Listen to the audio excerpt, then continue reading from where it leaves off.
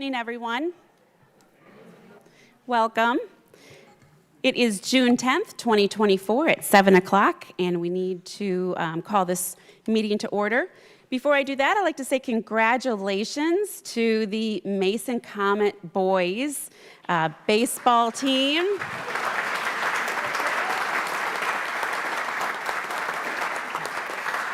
They took home the 2024 title of Division I State Championship. The community for the City of Mason, council members, we are extremely proud of them. They worked very hard, and it definitely paid off. So congratulations, young men.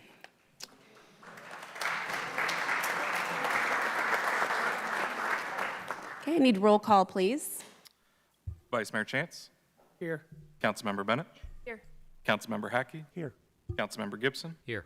Councilmember Stricula. Here. Mayor Nelson. Here. Next is a Pledge of Allegiance. Ashvin, would you like to start us off? We were lucky enough to have a Boy Scout with us today.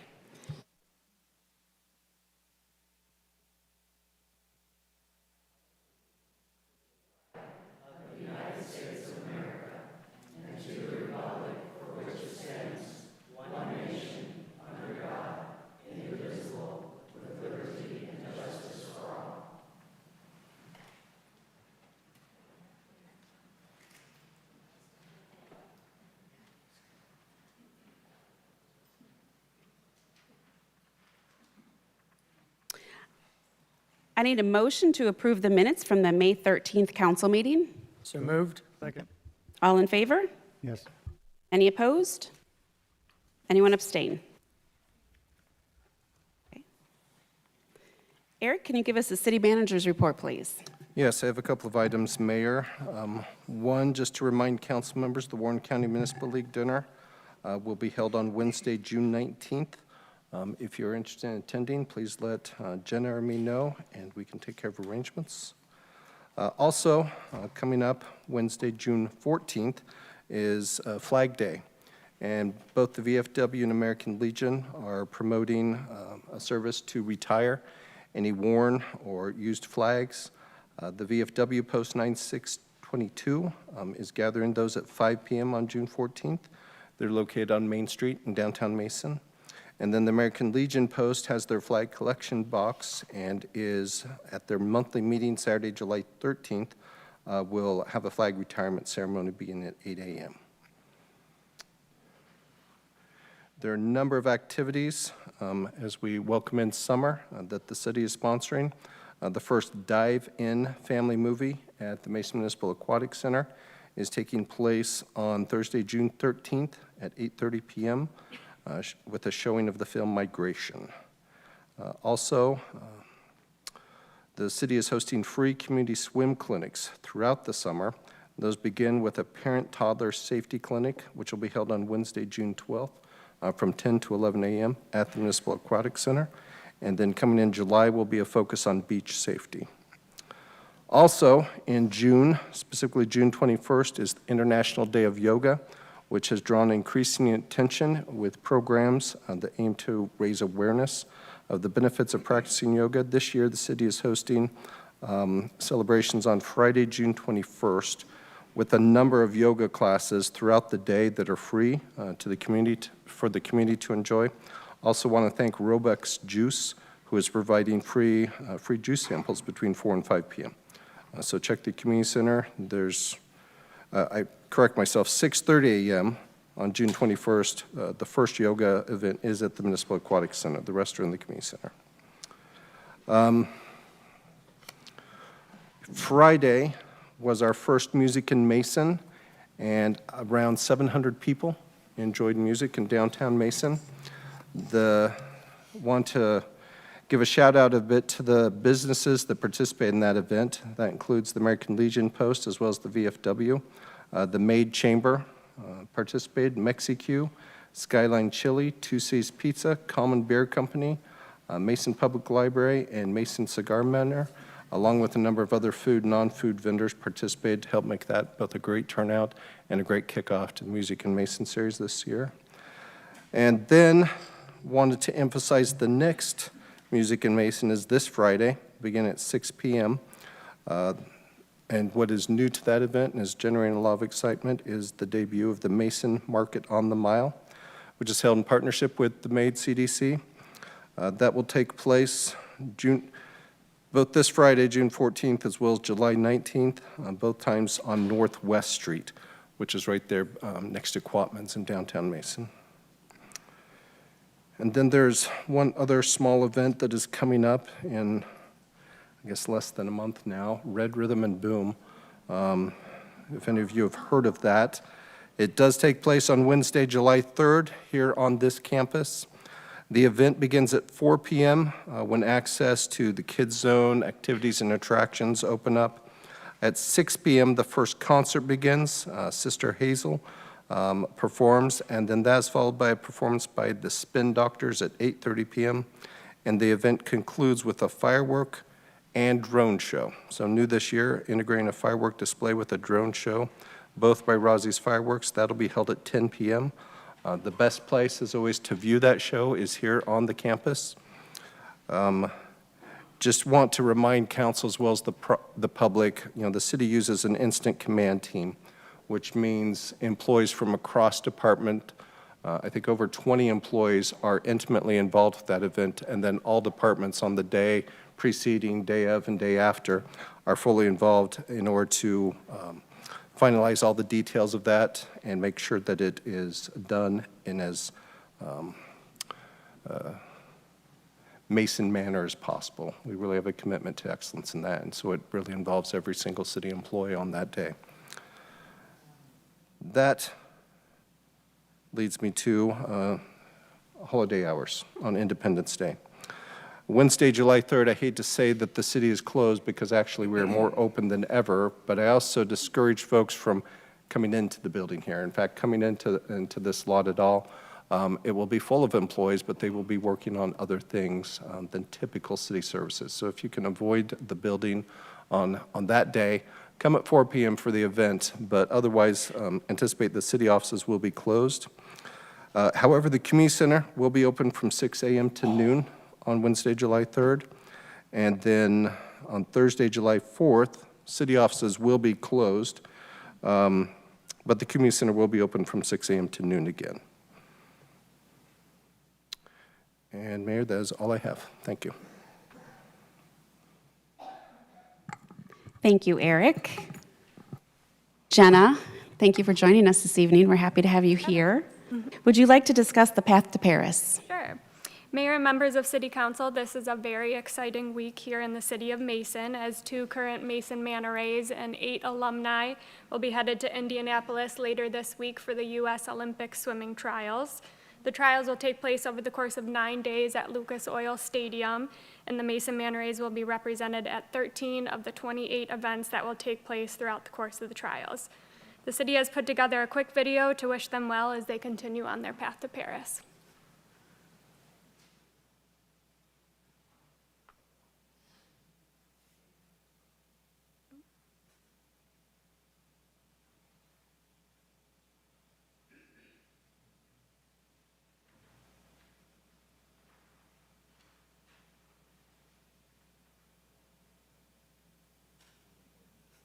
It's not important, but it's better than silence. So.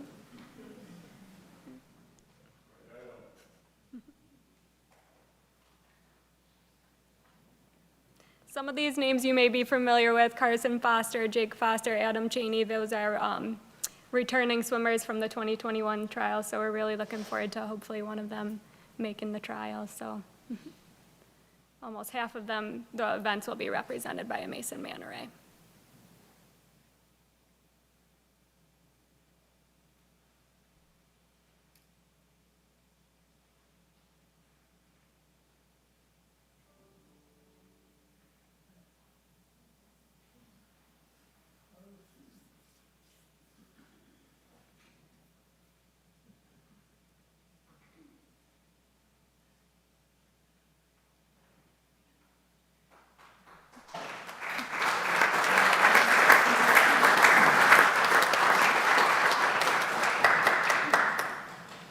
Well, that's really exciting. We'll be watching all week, and hopefully the city will give updates.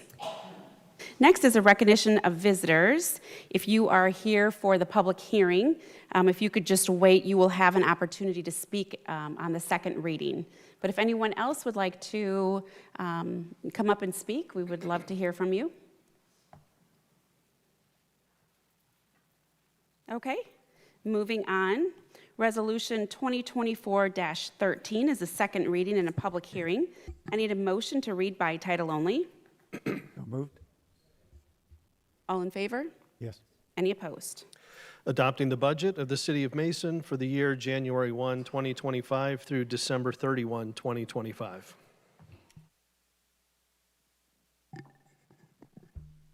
Eric? Thank you, Mayor. I generally introduce this by saying this is one of the more misleading ordinances that we address each year. It is not the budget for the City of Mason. It is a procedural mechanism called a tax budget, and the city uses this, is required to use this in order to justify local government needs for shared revenue that the state of Ohio provides. It does have another use in more recent years, that it is a method for setting property tax rates that the City of Mason receives. It does not set the property tax rate for the county or for residents, but how much the City of Mason will receive.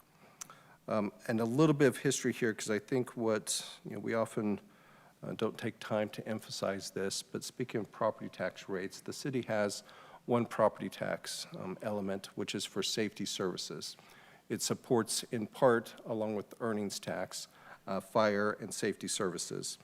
And when these rates were put in place, the city had 5 mills, and it was 5 mills to help support the fire department. And when, gotta check my year here, in 2012, began integrating how earnings tax and the property tax would work together. And we were able at that time both to maintain fire safety services at the level of service that had been enjoyed before, but also we, at the time, temporarily lowered the millage from 5 mills to 4.4 mills and hoped that we would be able to sustain that for a couple of years based on grant dollars. It is now 12 years later, and the city's property tax millage remains at the 4.4 mills. And we believe that that can continue to be maintained for 2025 despite increasing costs, despite increasing pressures over the years. 4.4 mills, we've also done work.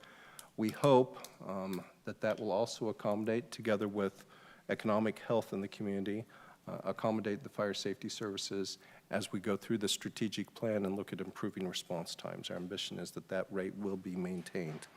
And just as a way to remind folks, so 10 years we've been at a 4.4 mills, lower than what the previous property tax rate had been.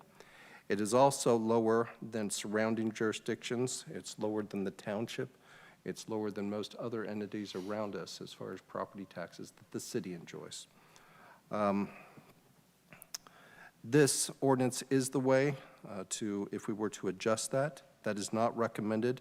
In fact, we anticipate that both the earnings tax portion and the millage amount, we hope that that will remain consistent for several years. It's not something, neither of those are designed that they should be adjusted, year to year. Consistency is important in those. Again, this is not the tax, it is the tax budget, it is not the budget for the City of Mason. That process begins in the fall when we actually go through and evaluate services, evaluate operations, and look at what those expenditures will look like in the following year.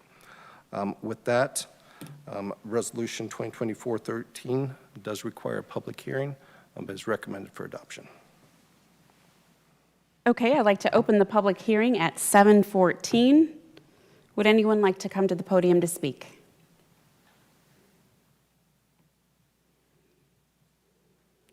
Okay. I really tried to make it interesting. Well, taxes are very interesting to me, so thank you. Okay, so let's close the public hearing at 7:14. I need a motion to adopt. So moved. All right, council discussion, but before we discuss, I did have a request from someone in the audience who asked if the council members could just speak a little bit louder and into their microphones so they could hear. So does anyone have any council discussion? Okay, roll call. Oh, would you like to? 24-49, that's number 10 and 11, correct? Right, we are on 2024-13 right now. So that is coming up. Okay. It's okay. Roll call, please. Councilmember Bennett? Yes. Councilmember Hackey? Yes. Councilmember Gibson? Yes. Councilmember Stricula? Yes. Mayor Nelson? Yes. Vice Mayor Chance? Yes. Okay, ordinance 2024-49. We will have the second reading in the public hearing. I need a motion to read by title only. Second.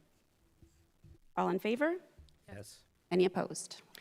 Amending the zoning code and zoning map of the City of Mason, Ohio to provide for the rezoning of approximately 142.3 acres from R1 Single Family Residential, R6 Condominium and Landominium Residential, and Business PUD, Business Planned Unit Development, to Business Planned Unit Development, Business PUD, with approval of the concept planned unit development plan generally located on the property owned by Tennis for Charity at 5460 Courseview Drive and adjacent portions of city-owned property generally used for golf operations at 6042 Fairway Drive, Tennis Center, and Golf PUD.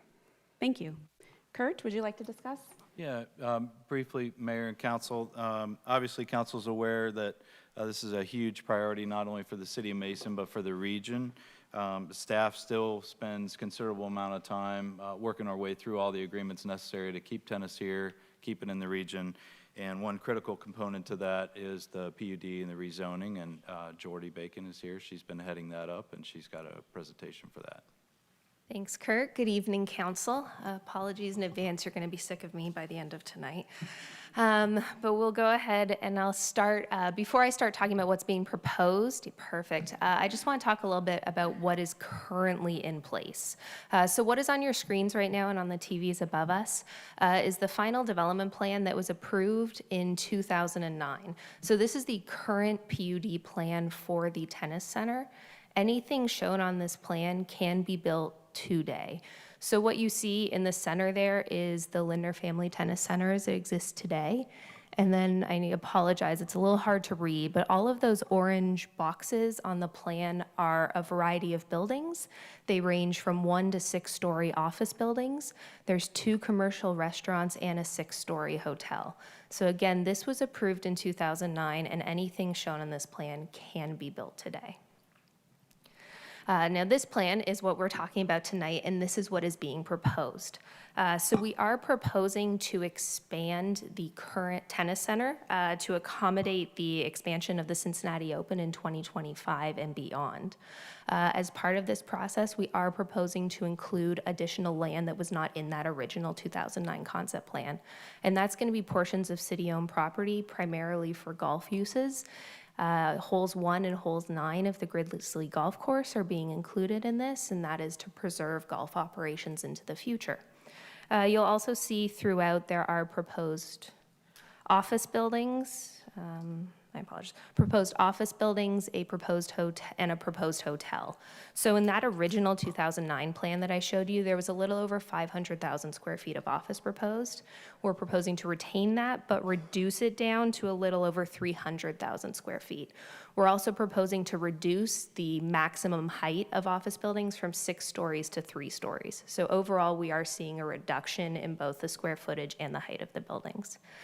This project would retain that hotel, but it would move it from the north part of the site down to the south part of the site, and again, reduce that height of the hotel from 6 stories to 3 stories. So maintaining the spirit and intent of that original PUD, but being more acknowledging what's around it now. Can you point to what we're talking about? Yeah, so in the center here, this is the tennis center, and so they are proposing to expand it, so down. Show us where it is in the map. Yep, so can you see the mouse? Can you see the mouse moving on the screen? Okay. Yeah, so in light gray here, this is the existing tennis center. Down here to the south, they're proposing expansion of tennis courts, and then up here to the north, they're proposing another expansion of tennis courts. The proposed hotel that I spoke about is right down here on that southern corner of the property. And the office buildings are scattered throughout. So there's an office building shown here, another one shown here, one here right at the north. And then what I hadn't mentioned, but we are proposing some additional parking. So there's a potential expansion for a parking garage over here. A lot of that surface parking that's out there right now would remain. And then there's some additional parking being shown over here. The other thing is that we are showing opportunities to preserve golf operations. So you'll see a proposed clubhouse here and a proposed driving range here. The last portion is some proposed indoor courts that would potentially be a combination of tennis courts, pickleball courts, other sort of indoor activities.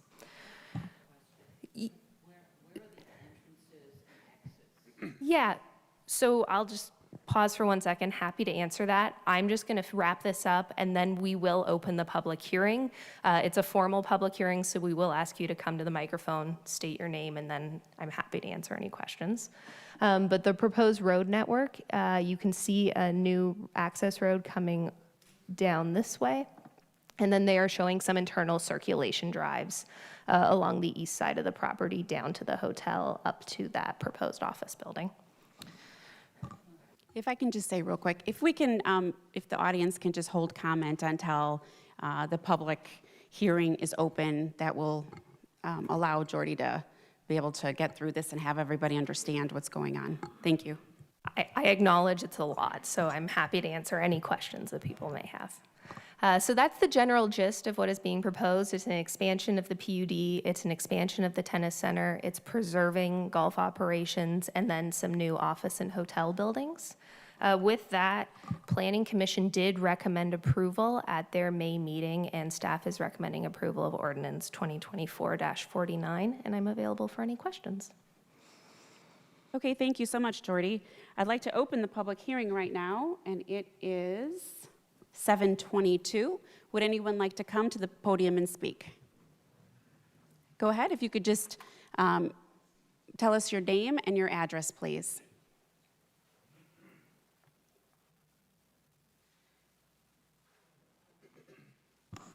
My name is Dixie Gaffney. I live on Eagle View Court. And I have a number of questions. Why do we need these office buildings? Why do we need a hotel? And I would like to know exactly where that new drive is going. You know, I can't understand from this map, it's too small. Just exactly where is the entrance to that roadway?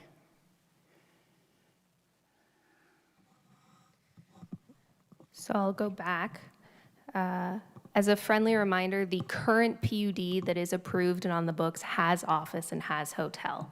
So the proposed PUD is not changing that. It's just proposing to reduce the amount of office and hotel. So it's maintaining what's already been approved for the site. So that's why it's being proposed.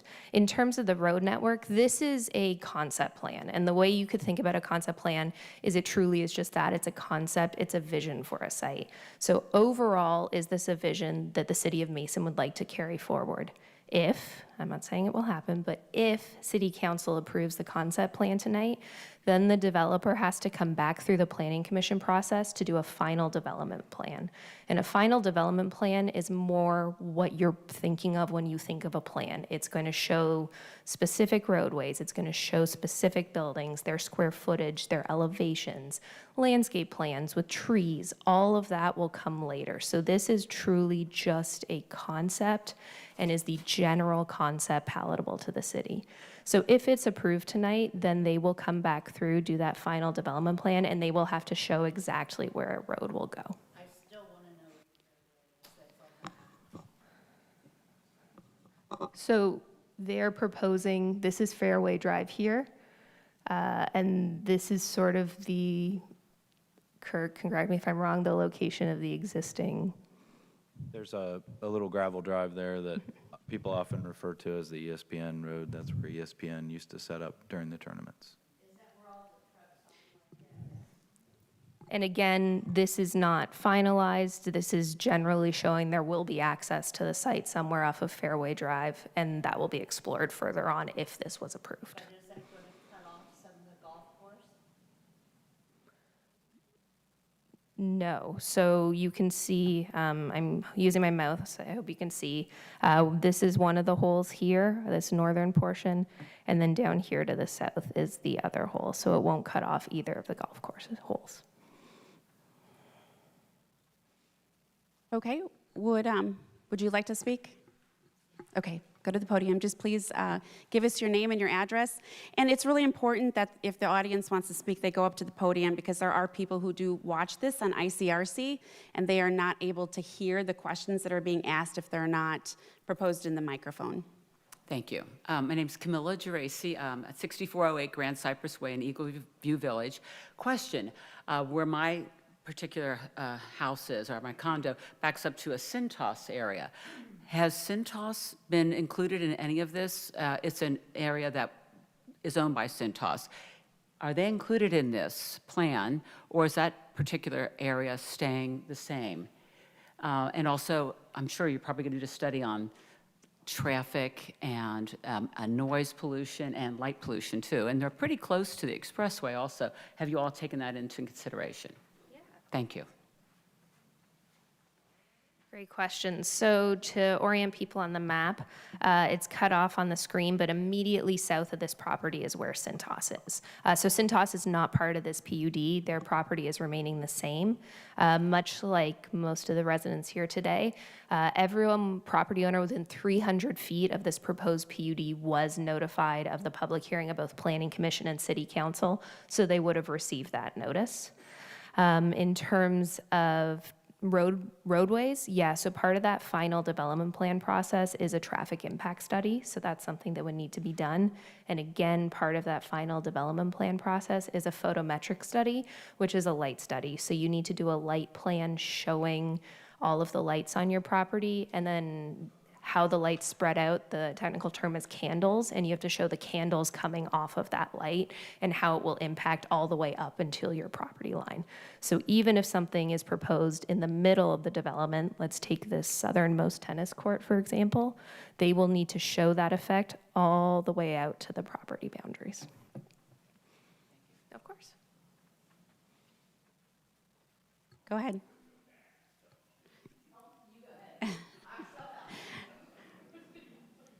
Our attorney also advised me that we do have a 5-minute speaking time limit, so Okay. just to let you know. Tim Thomas, I'm at 6378 Grand Cypress Way. I'm also right there on the Cintas property. But I understand this is a concept plan, but it's totally disconnected from all the beautiful renderings that we've seen. What happened to the new clubhouse and the new course view looking over the golf course? It looks like there's an office building there now. Can I do my laser pointer or do a mouse? Yeah. Yeah, I always travel with a laser pointer. I should start doing that. Like, this area right here in the renderings looks beautiful. Everything that we've seen in the media, everything that they've presented to the council, it looks like a brand new, clubhouse, shared use, brand new restaurant overlooking the golf course. Right here, there's, in the concept plan, an office building, right in the middle of residential zone. You've got Falling Brooks right here, and you got the greenery right here, and there's an office building right in the middle of all this residential area. It just doesn't seem to make sense. And then the road, I guess we do need a road, but it would be right in the middle of all the trees that are right there, and the, what is that, the putting range right there. And then the other disconnect is this hotel. Why put a hotel all the way down at the south end of the property? There's a brand new 3-story parking deck right there. Why not put the hotel right by the parking deck? That was my only concerns about being totally disconnected from the renderings. Okay, Jordy? Yes, so again, that is going to be my answer. This is just a concept plan. And so the renderings that the group who are doing the work for the Cincinnati Open property have shown, that was their choice to show them. They are beautiful, I agree, but they are not part of this concept plan phase. So we are just looking at a plan of the property. If this is approved, all of those building elevations would be part of that final development plan, and so we would see them then. They've gone ahead, they've been working a lot behind the scenes, so they were able to release those ahead of time, but that isn't part of this project. And just to help out, I should have brought a laser pointer. So where my mouse is here, this building here is that proposed, oh, you're so kind, thank you. Should also figure out how to use a laser pointer. There we go. Okay, I won't blind anyone. So this building here, that's the proposed clubhouse that you've seen in the renderings. Yeah, Kurt's giving me an assist with the mouse. So that's that building that you've seen in the renderings, looking out over the golf course. The other thing that I will say is that just because something is shown on the concept plan doesn't mean it's being built. So when we go back to this 2009 plan, you see all of these orange buildings here, which were, this was a 6-story office building. That's never been built. So it's shown, it's an option. If someone comes in and wants to develop it, they have that opportunity. But we're not saying it's going to be built tomorrow. We're not even saying it's going to be built 20 years from now. It's just an option that someone has. So while, yes, this plan does show a proposed office building here, that could be constructed. It might not be constructed. Someone who wants to build that office building there would have to come in and do that. But a huge part of why this plan is coming before us today is because of that expansion to the tennis center and that expansion of the Cincinnati Open. Okay, would anyone else like to speak? Yes, take the podium.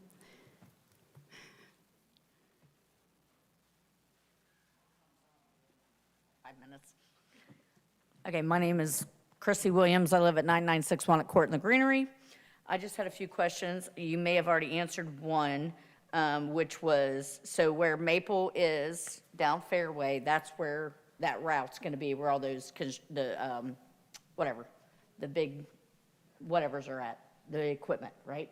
That's where the track is going to be to go back there, where the pond and all that stuff is. I'll wait to answer all your questions till you're. No problem.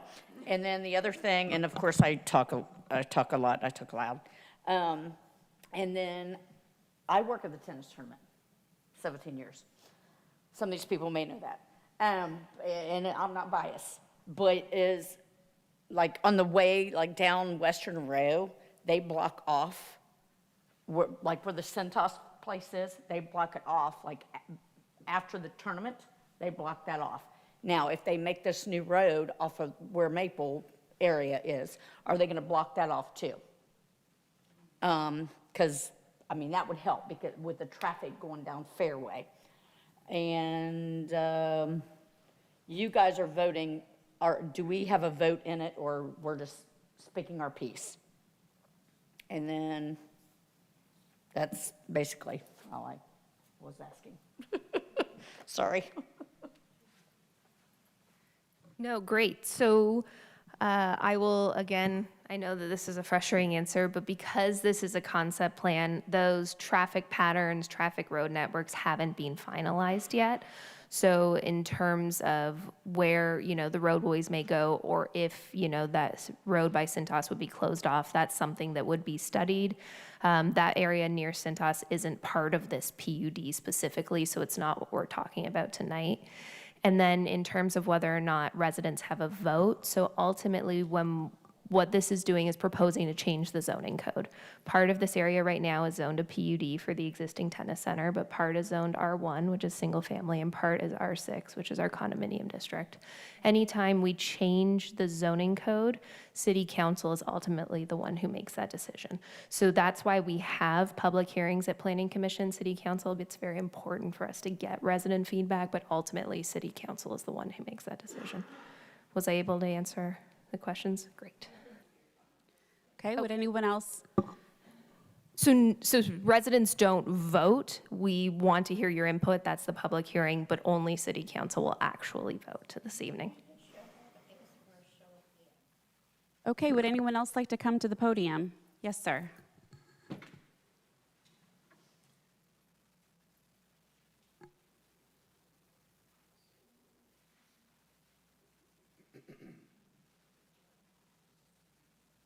Hi, I'm Michael White. I live at 543 Wedge Way. Have been there 22, 23 years.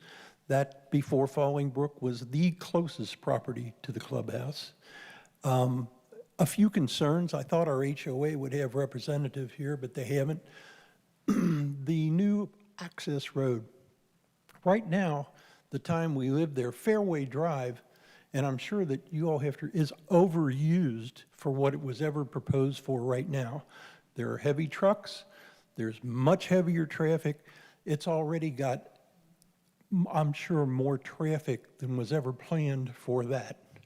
Plus, being a residential community, much more, you're trying to drive much more traffic on that small road. When you have Beach Boulevard, you have lots of other, the Cintas, places where you could increase access with 4 lanes, stoplights, granted. And we're glad to have the tournament stay. I've gone every year for 20 years and improve, but I think putting that access off Fairway is really going to affect the residential quality of our neighborhood that we've been in for years. The other question I have to you, I play golf. I'm no good, but I have a good time, and I've played all over the country. I've never seen a golf course, and I know we're kind of the second place to the tennis tournament, I understand that, where they put their clubhouse not on the course. They put you want to put a parking lot and a road between the clubhouse and the restaurant, where people come to that restaurant to enjoy the ambiance of the golf course, not to sit and look at parked cars and traffic going by. My input. Thank you. Thank you.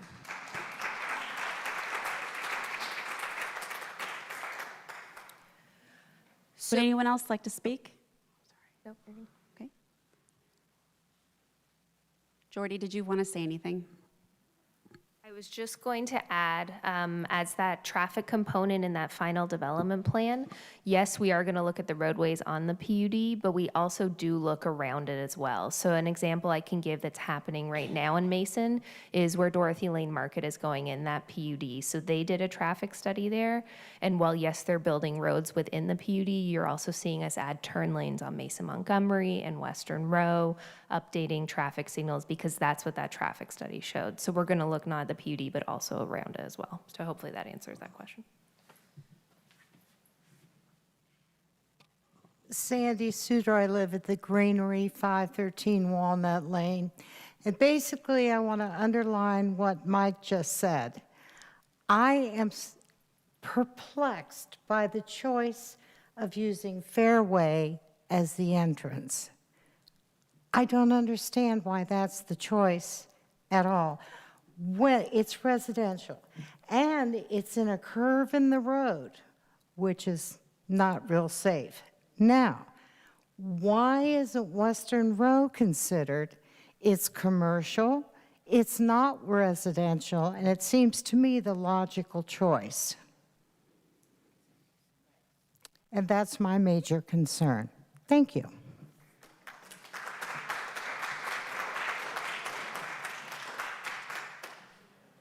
Okay. Would anyone else like to speak?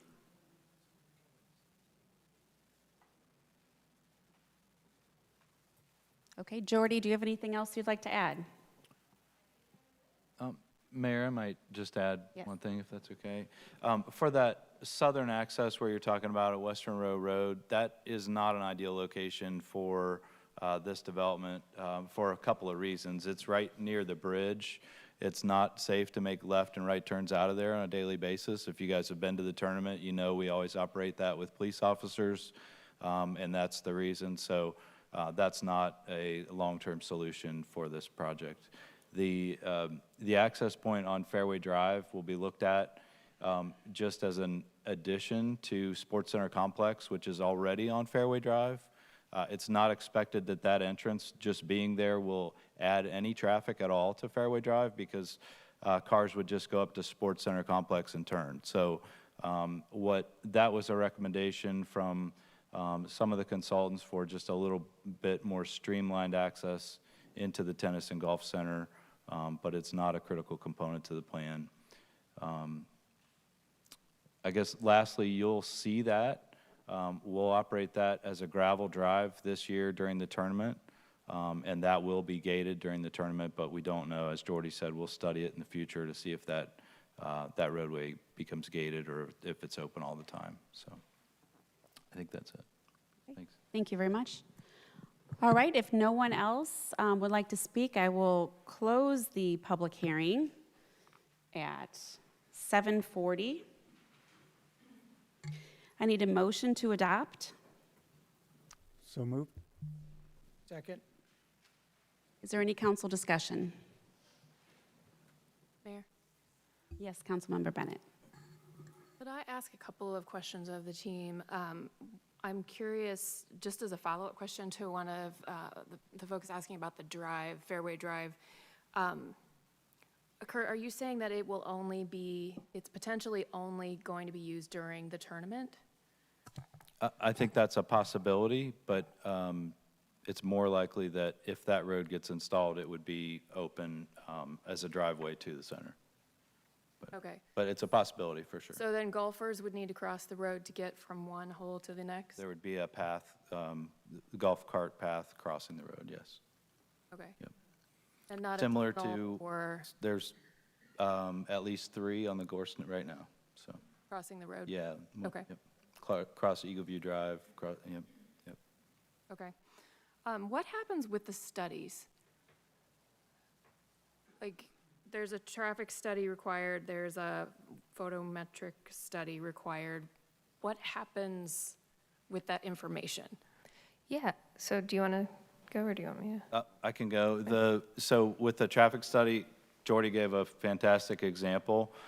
What it looks at is a couple things, the existing background traffic right now, and then what it'll also look at is trip generation. So what we mean by that is if everything on this plan was developed, they'll look at how many vehicles that would generate to this site. And they can do calculations based on where that traffic is coming from, how many left, right turns throughout the day, during peak hours, and do some analysis on, as she said, where turn lanes might be required, where a signal may be required, whether an access point makes sense or if it is not needed. And then specifically with a large project like this that we expect to take decades to build out, those improvements could be phased so that as different parts of the plan are developed, maybe a turn lane is implemented at that time rather than building all of those improvements now when we don't know if this will actually come to fruition. Does that make sense? So does a traffic study answer the question, how do we make this work, or does it answer the question whether we should do this at all? I'm thinking specifically of like that road right there. It sounds like you're saying they could potentially come back and say, this doesn't make sense. Is that true? Yeah, if it can't be designed to make the improvements work, then you have to reduce the improvements. So an easy example to think about is if you had a residential subdivision that a concept plan was approved, and then the traffic impact study said that they can't, for traffic reasons, you can't build that many units, then you have to reduce the density of that development. This would be the same thing if for some reason the turn lanes or the roadway network couldn't handle this type of a development, then the final PUD plan would have to be reduced to accommodate that. So that's why the traffic impact study comes at the final PUD stage, not at the concept PUD stage. Okay. And the traffic study is on what's being planned at Correct. at that time, rather than taking like the whole thing built in. Okay. So it sounds like there's a lot more information to be gathered before there's more detailed answers to a lot of the community's questions. Like, and those decisions will be made based on those measurements and predictions and data. Okay. Okay, any other council members? No? Okay, I need a roll call, please. Councilmember Hackey, Yes. Councilmember Gibson, Yes. Councilmember Stricula, Yes. Mayor Nelson, Yes. Vice Mayor Chance, Yes. Councilmember Bennett. Yes. Okay, next is ordinance 2024-50. It is a second reading and a public hearing as well. I need a motion to read by title only. So moved. Second. All in favor? Yes. Amending the zoning code and zoning map of the City of Mason, Ohio to provide for the rezoning of approximately 90.4 acres from O1 office and I1 light industrial to mixed PUD, mixed-use planned unit development, with approval of the concept planned unit development plan located at the northwest corner of Mason Montgomery Road and Socialville Fosters Road, Liberty Park. Okay, Kurt? Yep, Jordy has this presentation as well. Thank you. Thank you. So as Jeff mentioned, the applicant is proposing to rezone approximately 90 acres of land. So it's outlined in red here on your map. This is our current zoning map. So there's a small piece to the north that's zoned office, that's that light blue, but the bulk of the property is zoned I1 in light industrial, which is that purple at the bottom. And so the applicant is proposing to rezone this to a mixed-use PUD. On the western portion of the property, there will be 230 residential units. This is broken down by a combination of 81 rear-loaded single-family homes, so that's where the garage is at the back of the home, 22 front-loaded single-family homes, so where the garage is at the front of the home, and then 127 attached townhomes. So just for reference, the light yellow here on this plan is those rear-loaded homes. The darker yellow is the front-loaded homes, and then the orange is the attached townhomes. Then at the front of the site, they're proposing a little over 300,000 square foot high-tech manufacturing, high-tech industrial building. That is in line with the current zoning on the property.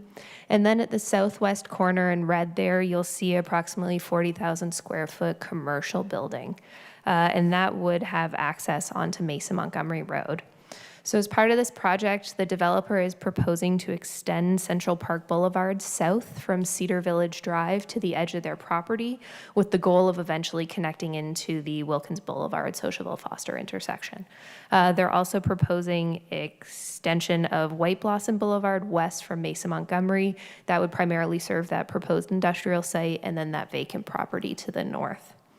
So the proposed density of this development is 4.6 units per acre. Which falls in the medium intensity residential of our comprehensive plan, which is what the comprehensive plan calls for in this area. It also calls for a business park, which the developer is completing with that high-tech manufacturing. And then on that southeast corner, it calls for neighborhood mixed use, which is a walkable commercial. So we've worked with the applicant on this to meet all of those requirements of the comprehensive plan. Planning Commission did recommend approval at their May meeting, and Ordinance 2024-50 is recommended for adoption this evening. I'm available for any questions. Thank you, Jordy. Okay, I'd like to open the public hearing at 7:48. Would anyone like to speak?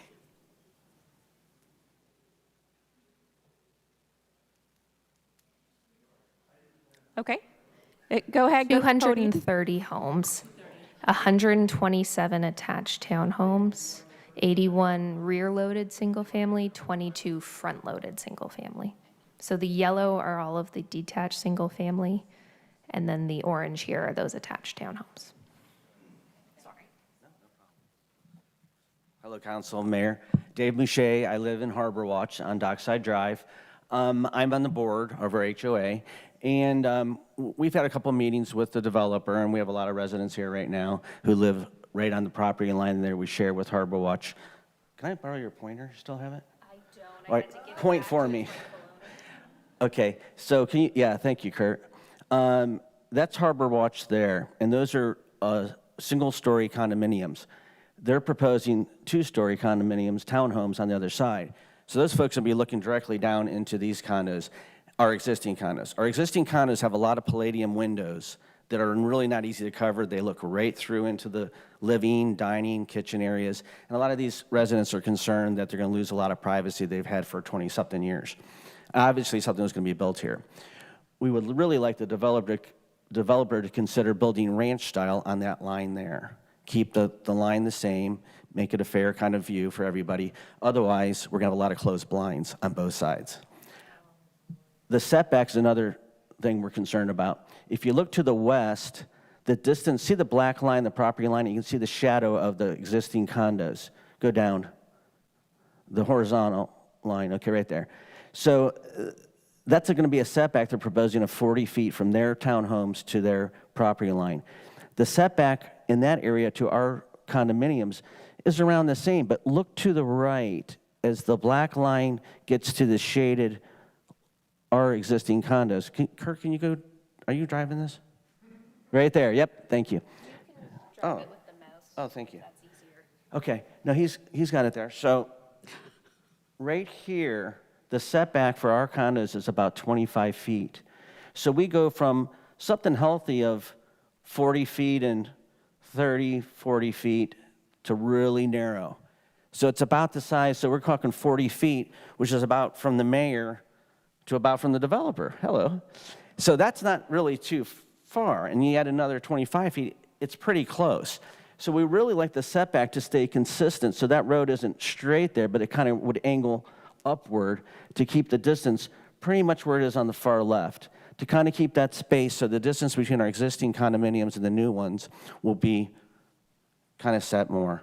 So those are the two elements that I'm concerned about as representing the HOA. We've already talked to the developer about runoff, the rain, the noise, the berm.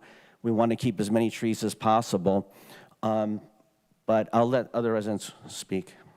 Thank you. Okay, thank you.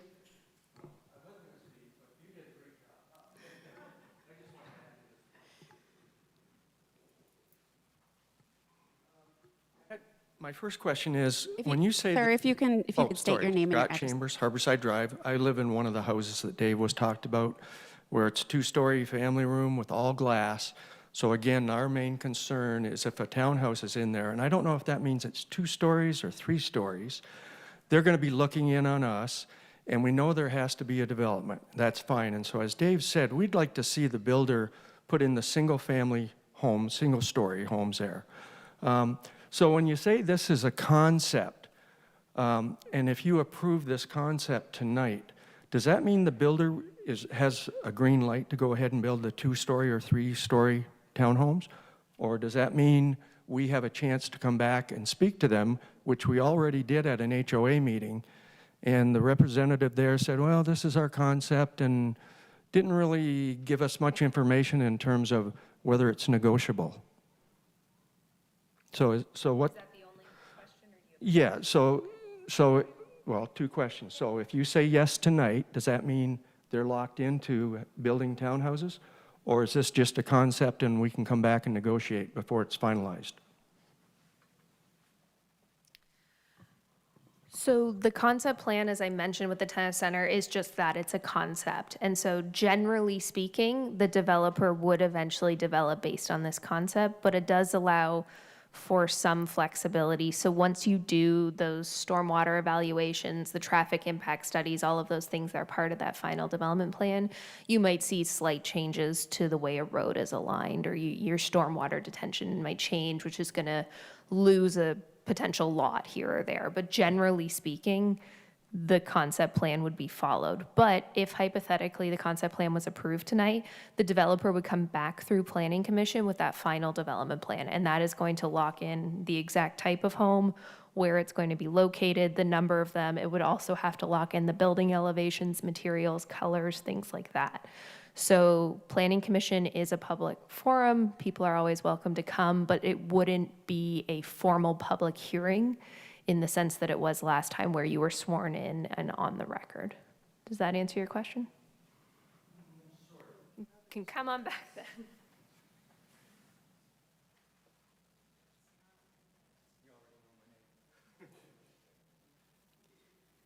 Still not clear to me, if you say yes tonight, if we can negotiate, if you folks can negotiate with the builder to build single-family homes behind us. Like, I didn't find, your answer was fairly vague. I don't know if I would have a chance or other residents will have a chance to work with you folks and the builder to say, hey, we don't want this. It's not good for those people and it's not good for us. So if approved tonight, and it would go to Planning Commission for that final development plan, the concept plan was approved to have those two-story townhomes near the Harbor Watch community, so that final development plan could show those two-story townhomes on there. Ultimately, the final development plan would have to be approved for them to be able to build them. But yes, if the concept plan was approved tonight, then they could bring a final development plan that showed two-story townhomes on it. So, as I mentioned, that would come back to Planning Commission. Planning Commission is open to the public, but it would not be a formal public hearing. So you could potentially speak, but it wouldn't be in the way that it currently is, where we have opened the public hearing. So potentially, but this is the forum in which to air those concerns. That's why the developer's here, and then they can hear your concerns and they can choose to amend the plan if they want. Justin can speak more on that, and then City Council can determine if they want to approve it as presented.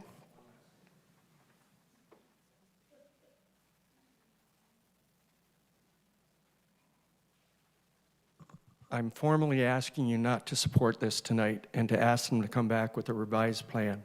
That's my request. Anybody else would like to have that happen? Raise your hand.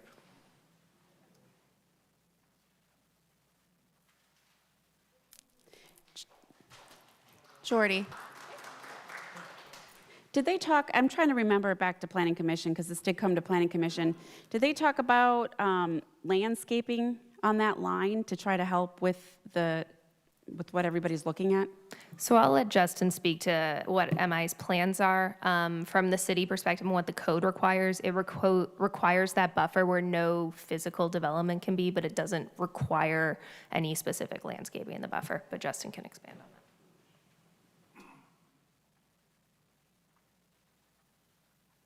Good evening. Justin Lanham with MI Homes, 9349 Waterstone Boulevard. Yeah, I see a lot of familiar faces here. We met a couple weeks ago out at your clubhouse. A lot of the same questions. I guess specifically as it relates to that property line, there's a couple things going on. One, we've got the 40-foot landscape buffer that we will install, likely be some mounding in there.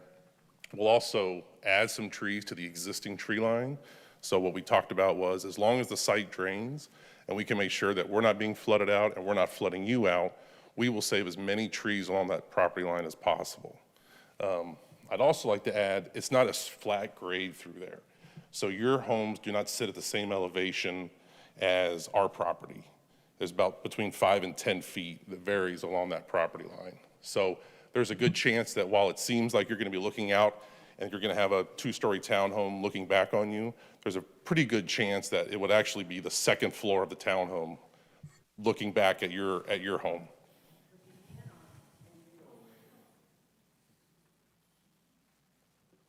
Okay, thank you. If you'd like to come to the podium, the public hearing is still open.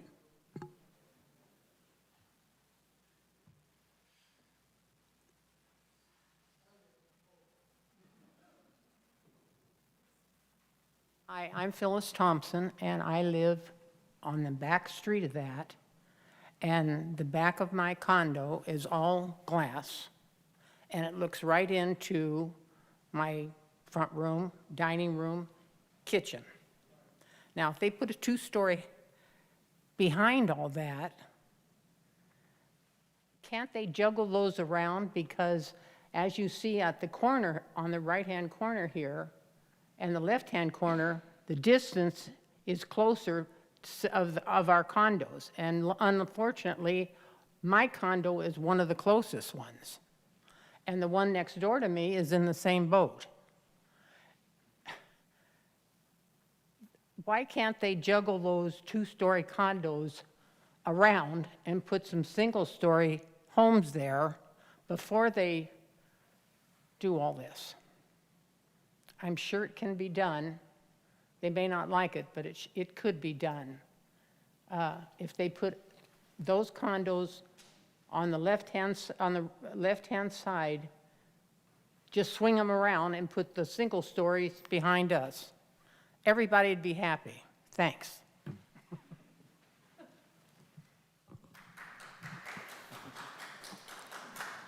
I just want to clarify, and Justin can correct me, but I believe even the detached single-family homes are proposed to be 2 stories as well.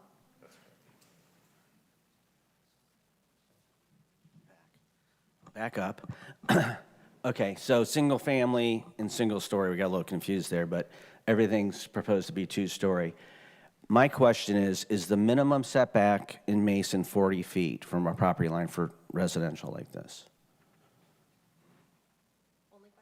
No? Second question then is, if so, if the property below, if Harbor Watch were in the city of Mason, will we be looking at an 80-foot buffer of 40 and a 40? So on the left here to the west, it'll be closer to that. But as Phyllis just said, over this way, it's 25 feet or so. We would be much happier if we made it 80 feet the whole way across, like it would probably be if it were a Mason property against a Mason property. This is Deerfield Township, by the way, on the south side. And then the single family to single story to single story would be nice, and I think everyone would win with that situation.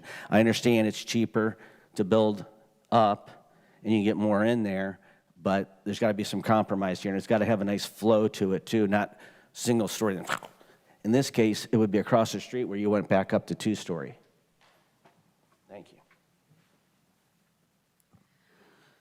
So this is a proposed PUD. So PUD is required to have a buffer around the entire development. The width of that buffer depends on what the developer is proposing and then what that existing use is. So because the developer is proposing residential and the existing use next to it is residential, they're required to have a 40-foot buffer. You'll see, I know it's a little hard to tell, but for the industrial property here, where it abuts to the commercial, that buffer goes down to 25. So that buffer is dependent on the types of uses. If this was straight zoned in the city of Mason, these attached townhomes would fall under our R6 condominium district, and that would actually have a lower buffer of 30 feet. So this is a larger buffer than you would get if this was developed as a straight zone property. Thank you, Jordy. Yes, sir. You can come to the podium.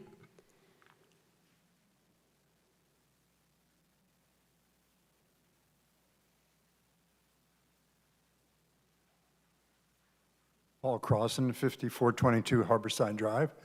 Could you go back to the original, the aerial view of this? Yes. Oh, you okay? I'm great. Is the table okay? Table's maybe okay. Sir, if you could talk into the microphone so the people at home can hear you.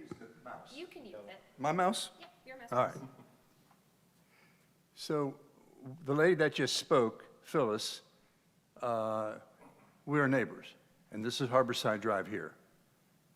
So it's a little more realistic when you see what's already existing against the proposed.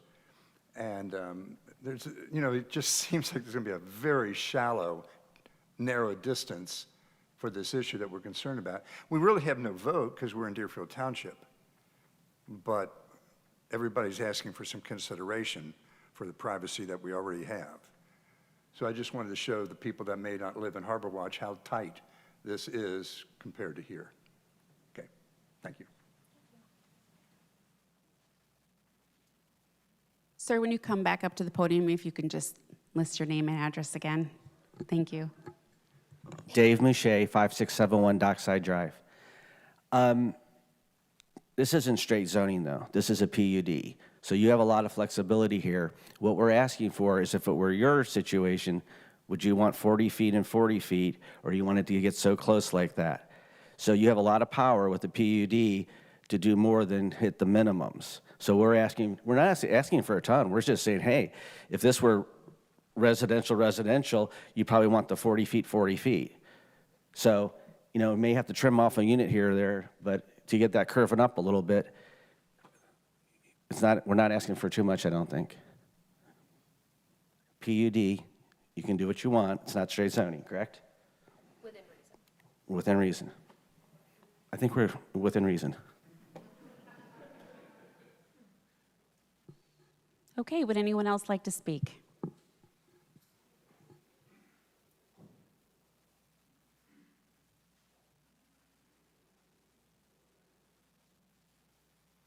Hi, I'm Betty Dara. I live on Harborside Drive, and this land backs right up to me.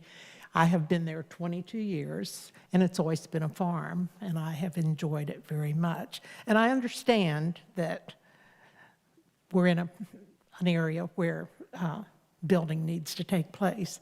The thing I'm concerned about is we have beautiful trees. I have gone to Deerfield and asked them if they can show me where the line is, and it all has to come from Warren County.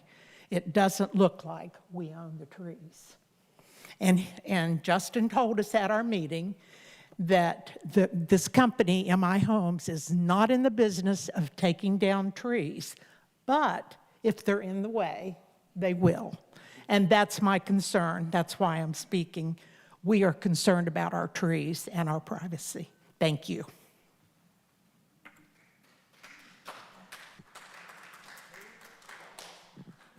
Okay, anyone else? Slow. Take your time.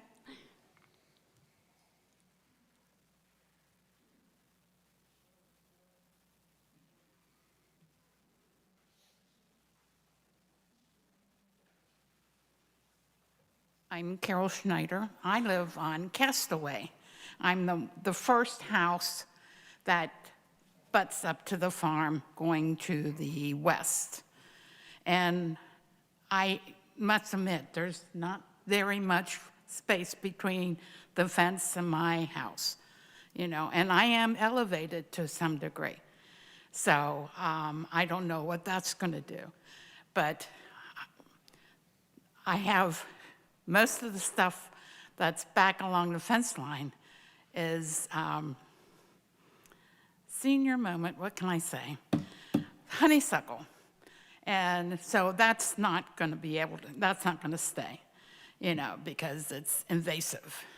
But also, I don't know, nobody's mentioned to the east of my property, there is, I don't think it's called a retention pond, but there, I guess when they were building, they threw all the concrete and stuff, and there is water in this.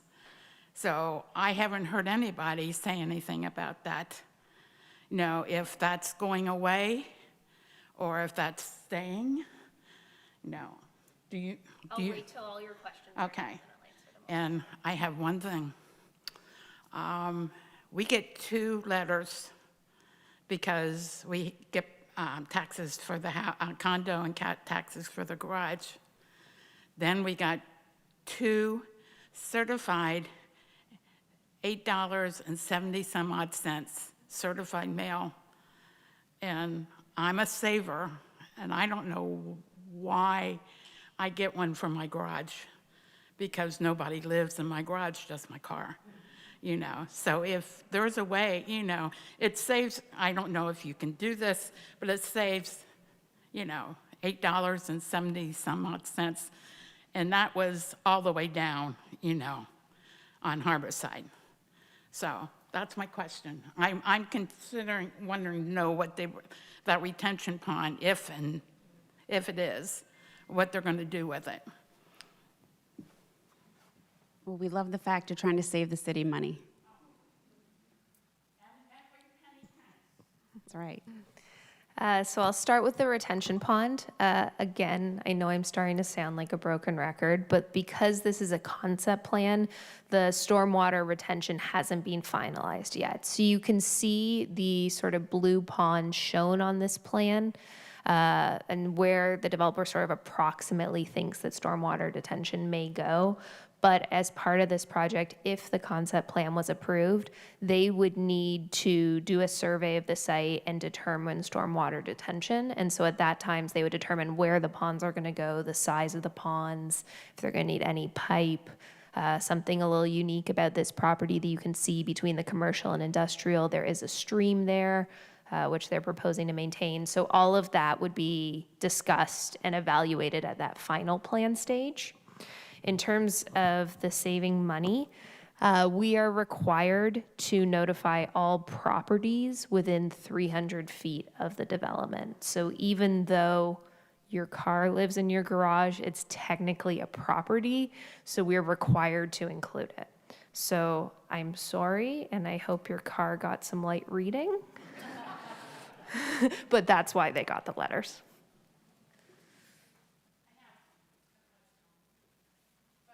If you could wait till you get to the microphone.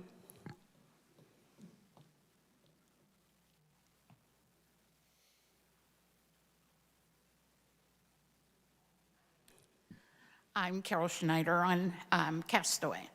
I don't think you realize underneath the townhouses there, to the right of because like I said, I'm the first one that's where the farm is. And right to the right of that, there, I don't think it's right, considered a retention pond. I think it, because there's no aeration to it. It's just where they were throwing everything. Did you realize that's what I was talking about? Yes, so that's part of that stream. It's a little hard to tell, but when we look on the map here, you can see that blue line running right down there. So that's part of that stream, which they will evaluate as part of that final development plan phase.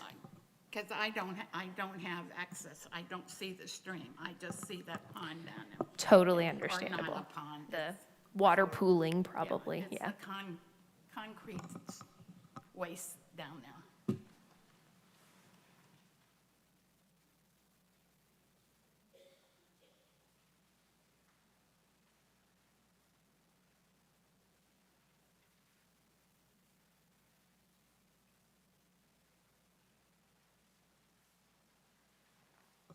Good evening. My name is Kim Dunn, and I live on Harbor Side, and on the side with the farm. I want to make sure, I don't have a question per se. I want to make sure that I share and summarize what I hear are the concerns and that I have. The first is traffic, which I know is part of the next step, but the traffic I'm concerned about is not only on Socialville Foster, but it's also on what will be Wilkins and Wilkins Plus, whatever you want to call that strip, between Socialville Foster and Cedar Village Road or whatever. That will be a huge increase in traffic and flow. I considered Wilkins to be a great shortcut until recently, but it is no longer, and Socialville Foster is continuously growing in traffic, as in standing traffic, waiting for the light at Schneider, as well as the light at Wilkins. So many times we cannot even get out of the complex for several minutes because of the traffic pattern today. The second area of concern, of course, we've already discussed, and just want to reiterate that whole back view, seeing all the way through your home to your front door.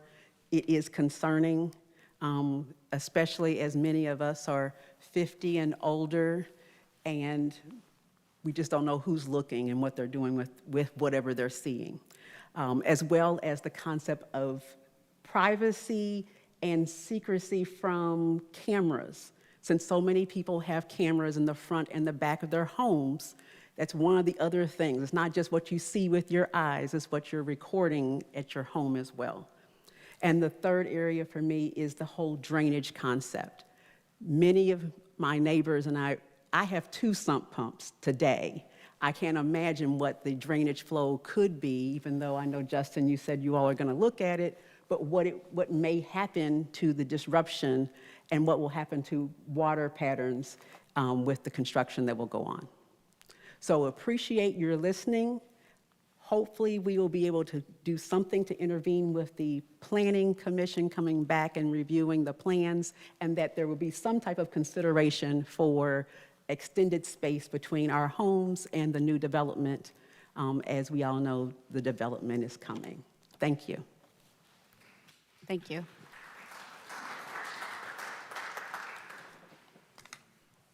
Okay, would anyone else like to speak tonight? Okay, I will close the public hearing at 8:14. I need a motion to adopt.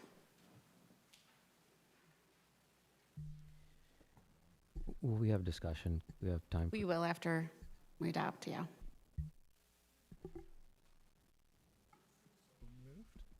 So moved. Do I have a second? Second. Okay, council discussion. Mayor. Councilmember Hackey. Yeah, a couple of things.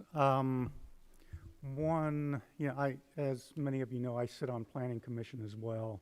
So we had the conversation, several conversations around this and ultimately approved it. But I know that was over a month ago. And somebody mentioned senior moments earlier, and I'm wondering if I'm having one. I don't recall us having discussions about the 2-story versus the 1-story at Planning Commission. I don't know if I missed that, but I don't recall that conversation. I'm sorry, I didn't hear that. Okay, I do not recall that. A question I have is procedural in that if we don't approve this tonight, does that send it back to planning and we go through the process again, or what takes place? You want me to answer that, or Jordy? Go for it. I mean, the answer is if it is not approved tonight, it does not go back to planning. This is the end of the road, so to speak. If council denies the concept plan, it's denied. The applicant can always reapply in the future, but this is sort of the final stage at this concept plan level. Yeah, I've got a quick follow-up question to that, if that's okay. Sorry. Are we allowed to amend the concept here? You can add conditions to it, yeah. Add condition, I guess. Yes. Right, okay. Okay. Yeah, Mayor. Vice Mayor Chance? Yeah, that was going to be part of my question too. There's precedent set to where we have seen concept plans come in front of us, and then we table that. And we've actually had, same thing, great company. We've worked well with you guys in the past with some other developments to where a lot of these type of concerns came up, and you guys went back to the drawing board and really figured it out. And so my question is really for you, Justin, to say, what have you done after sitting down, listening to the residents? What have you guys done to kind of accommodate some of their concerns and possibly adhere to, it seems like, I think to Mr. Mache's, there are some other things that we could potentially do. But my recommendation would be, could we table this, allow you guys to put forth an effort, because our job up here is to represent the residents, and it's pretty clear that there are some major concerns. So I would like to hear, what have you guys done to, after going to HOA meetings, listening to them, and then trying to figure out something that is amenable to both parties? Sure, yeah, I mean, I think at this stage in the process, this is a concept plan. We haven't submitted building elevations or anything like that. Our intent was to build, 2-story townhomes along that property line. I think as Jordy mentioned, if tonight there wanted to be a condition added that would be single-story along that road, then that's something that, we could live with. But again, we haven't submitted building elevations yet, so that's still, But thank you also for going out and taking time, one, to come up here tonight, but also go meet with them and listen to them, so. Absolutely, yeah. Yes, go ahead. My only comment to this is, as being good neighbors, I mean, we've heard tonight, we are neighbors here in this, and there is a lot of pushback, and I think it's pretty consistent from just about everyone there, that we take that into consideration when we're looking at this. And I do like what Vice Mayor Chance said, that we could put conditions on this, because where I'm at right now, I'd be more apt to do it with some conditions, even let alone the one or the 2 stories, but Justin also maybe adjusting the line as well on the one side to where even if you add 10 feet is a big difference. So anything that we can do, I think those are the biggest, from what I heard, the biggest problematic issues that the bulk of the people talked about. So I would be in favor of discussing that. Okay. Yes. Thanks. A couple questions. Right now, it's zoned I-1 light industrial. Is that correct? What is the setback for that zoning to a residential? It would be 100 feet for an industrial building. Mhm. So if I'm a prudent condo owner and I purchase this condo and I know it's not going to stay a field forever, I'm looking up the current zoning and saying, well, it's okay because if it turns into light industrial, there's a 100-foot setback there. And so when I think about changes being made to that, I don't know, I think 100 is probably excessive in this case because it is residential, but I would think that's something more than the residential because it is a change. It's not what was expected for those condo owners to be there when they purchased the condo. So again, yeah, if it's conditions, if it's tabling it, I think tabling is not a bad idea. Just allow more opportunity for you to go and kind of work through that. Appreciate what you're doing and that you are working with them. And maybe come to some sort of a compromise there. I also don't, I know it's a big difference to go from 2-story to single story, but I don't know that that's an unreasonable request here. But if you got a larger setback, maybe that wouldn't be that big of a deal at that point. I don't know how that affects the other side of the property or any of those things, but if the expectations were a 100-foot setback for light industrial, I think a larger setback is appropriate at this point. So Okay. Well, before there's a motion to table, Councilmember Bennett, did you want to say something? One was, is that the procedural move to table, or could we send it back to Planning Commission? There isn't a sending it back. No, there's Okay. no sending it back. What I'll probably be wrong when I say this. There are basically 3 options that I could see. You vote on it as it's presented to you tonight, and that could be a yes or no. You could make an amendment, which would be to add conditions.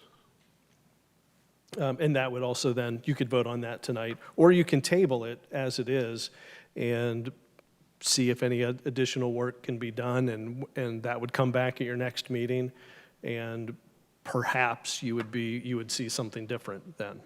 There's no. Could we table with conditions? Just because I don't want to waste people's time. Like, I think that we need to communicate what we're looking for on something when it comes back. No, I guess no. Okay. Can't table it with conditions. You can impose conditions now and approve it with those conditions, or you can table it and then see what work can be done. It would come back at your next meeting, and at that point, you'd be basically back in the same boat. You're either going to approve, perhaps there would be a different concept plan, perhaps not, and you'd be whether you're going to approve it or add conditions at that point. So I have a suggestion. I really like what you brought up, Josh, and I'm wondering if maybe we split the difference between 40 and 100 and we say 670. And I also think that the road should curve to follow the contour of Harborside Drive so that there is a consistent distance.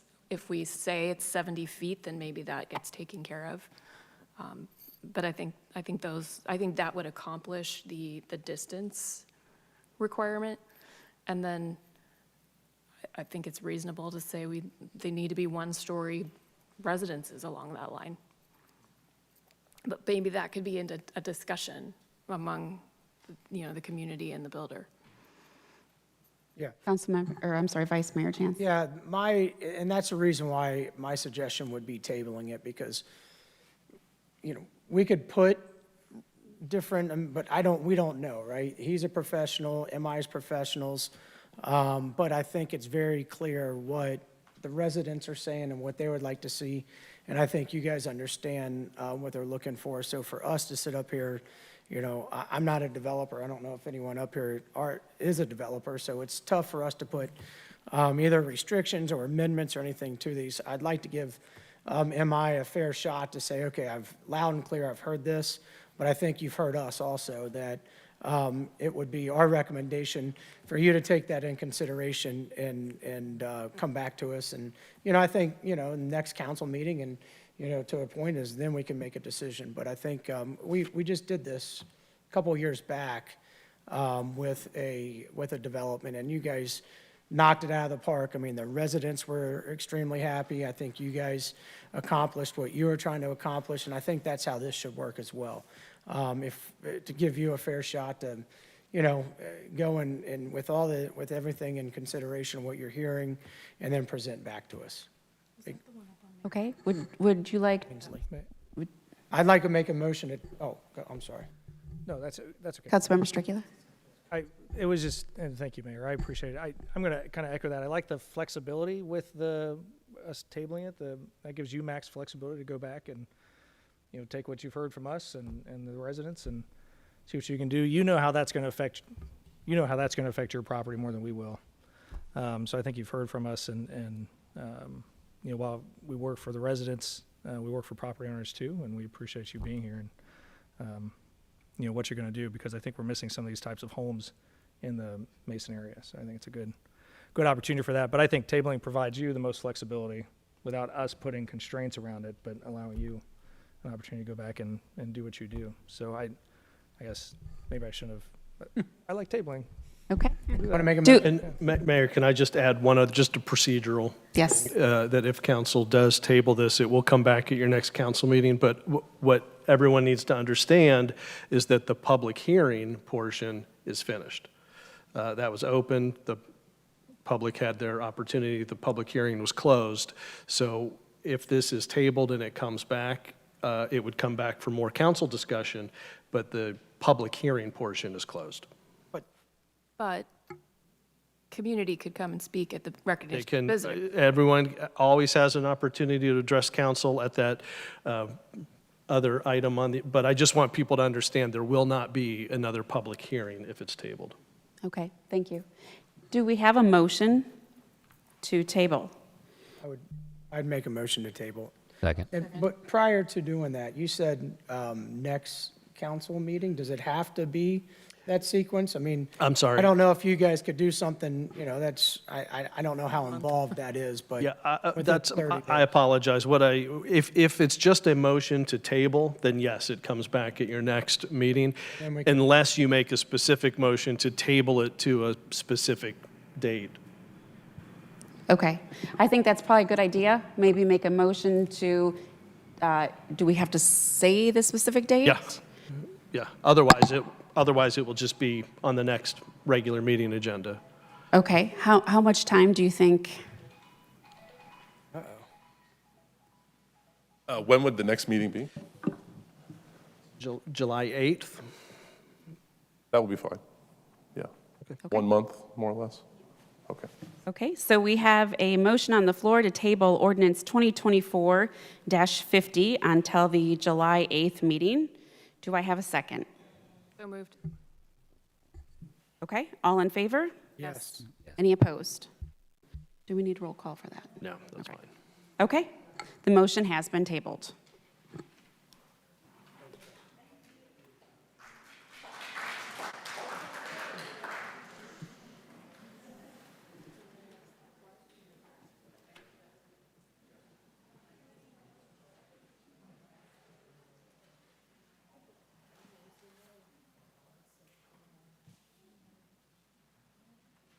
Okay, next on the agenda is ordinance 2024-51. This is also a second reading and a public hearing. I need a motion to read by title only. So moved? Second. All in favor? Yes. Any opposed? Approval of a conditional use permit to allow a residential unit in a B1 zoned building at 216 Kings Mills Road. Okay, Jordy? Thank you. So this property is the vacant property across from the entrance to Pine Hill Bark on Kings Mills. It used to be the bait shop back in the day. The applicant is proposing to renovate the building. It's a 2-story building with a basement. They're proposing to put a hair salon on the first floor and then apartments on the second floor and in the basement. So the property is zone B1, which is our central business district zoning, and it does allow residential on the second floor, but as a conditional use. So conditional use means the city council needs to approve that. So the applicant came through ZBA already to get a variance to allow residential on that basement floor, and then also to reduce the size of the apartment slightly. They'll be just under that 1,200 square foot requirement. And then they came through Planning Commission in May. Planning Commission recommended approval of that conditional use. And just as a little background information, a separate developer purchased the property in 2007 and came through the same process. They received the same variances and they received conditional use approval from City Council. So everything the applicant is proposing is the exact same as what was approved in 2007. Given that ZBA approved the variances, Planning Commission recommended approval of the conditional use, and Ordinance 2024-51 is recommended for approval this evening. And I'm available for any questions. Okay, thank you. I'd like to open the public hearing. Time is 8:30. Would anyone in the audience like to come to the podium and speak?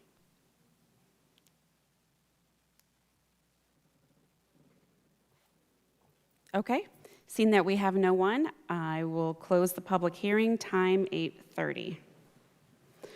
I need a motion to adopt. So moved. Second. Okay, any council discussion?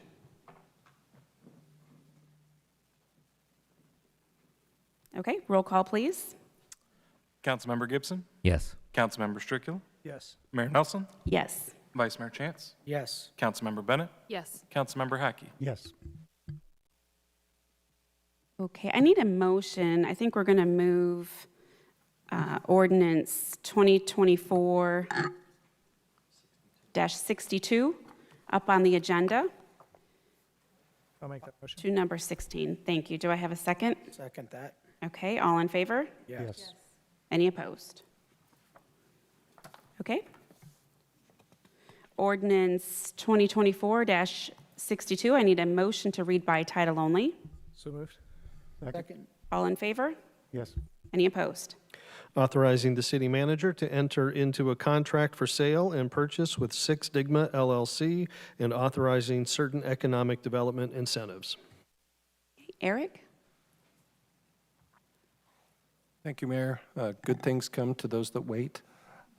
Michelle Blair has some good things to talk about in terms of economic development and business attraction, so I'd like to turn the time over to her. Thank you.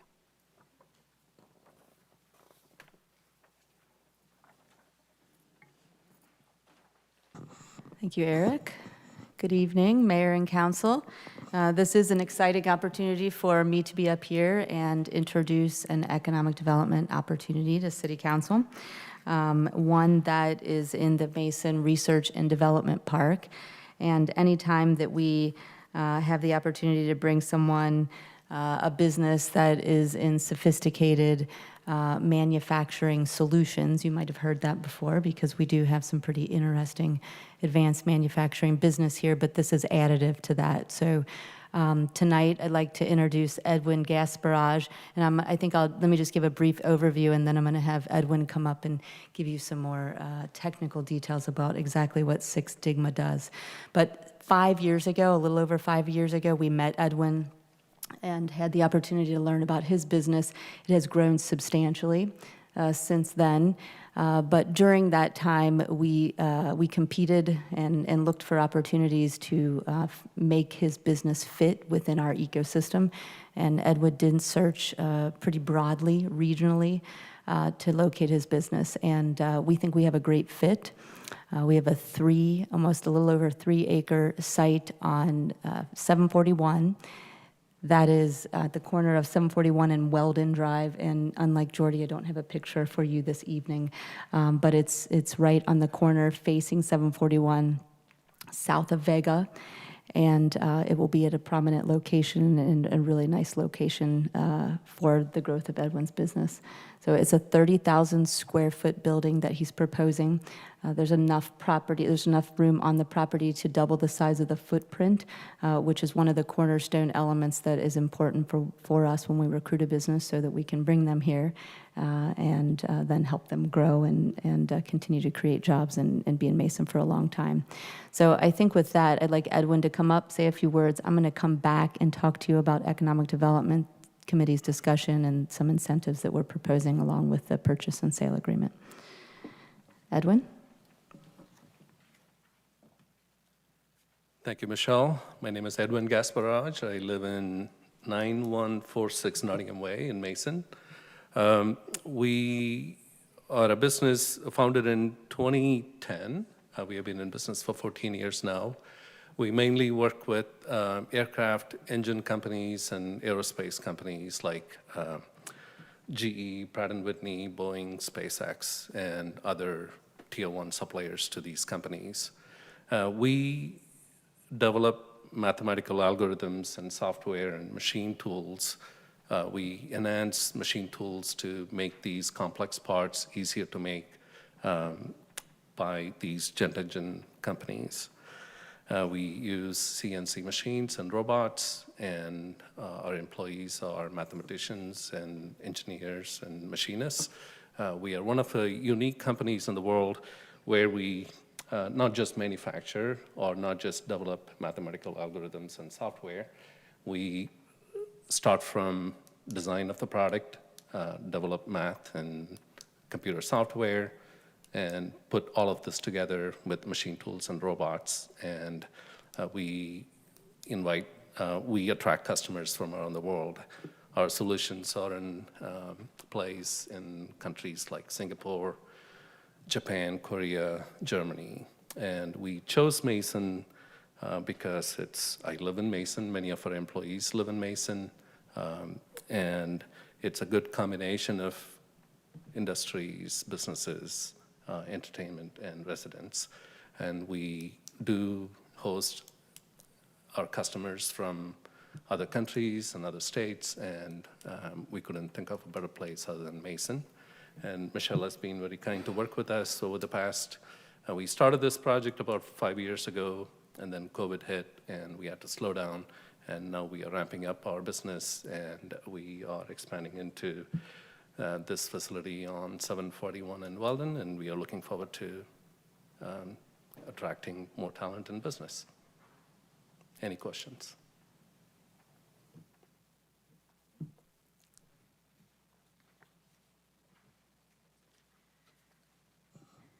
So the ordinance that you have in front of you authorizes a purchase and sale agreement, as well as an EPA, an economic participation agreement.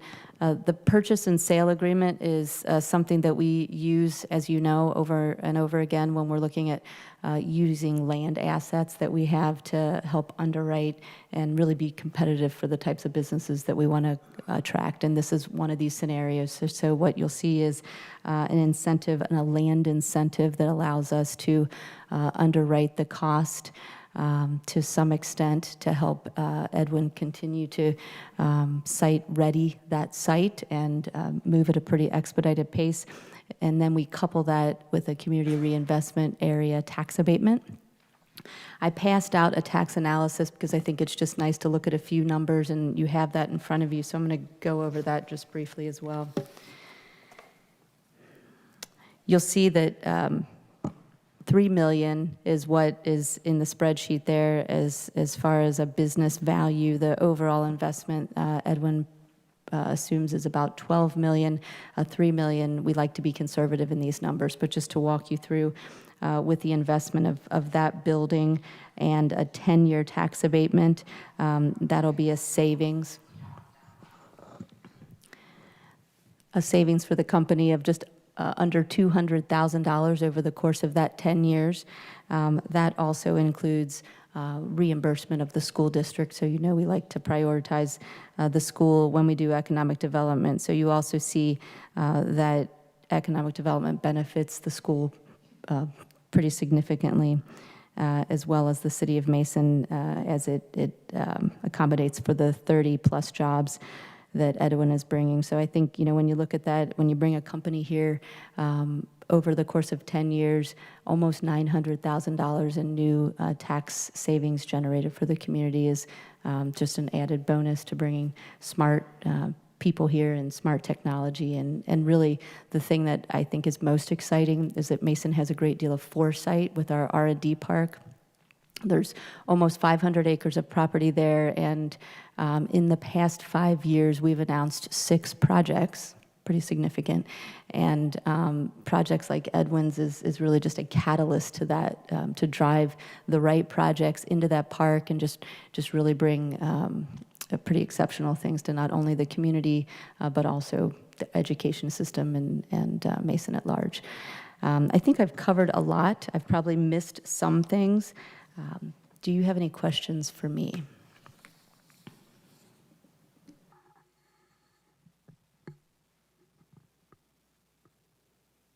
Okay. So I will read a motion that authorizes and helps us authorize the CRA, if that's okay with you. So Ordinance 2024 authorizes a contract for sale and purchase, as well as certain economic development incentives for the Economic Development Agreement. A motion by council is also being requested to provide an abatement under the Community Reinvestment Area Program of 100% of real property improvements for a period of 10 years on the value of the new building improvements, as authorized by the State of Ohio Community Reinvestment Area Program, and contingent upon the company making annual compensation payments to the Mason City School District for the term of the abatement period. I'll make that motion. Second. All in favor? Yes. Any opposed? Thank you. Sorry, that was just for the CRA incentive, so we'll still need to vote on Ordinance 62. Unless, Do we need a roll call? yeah.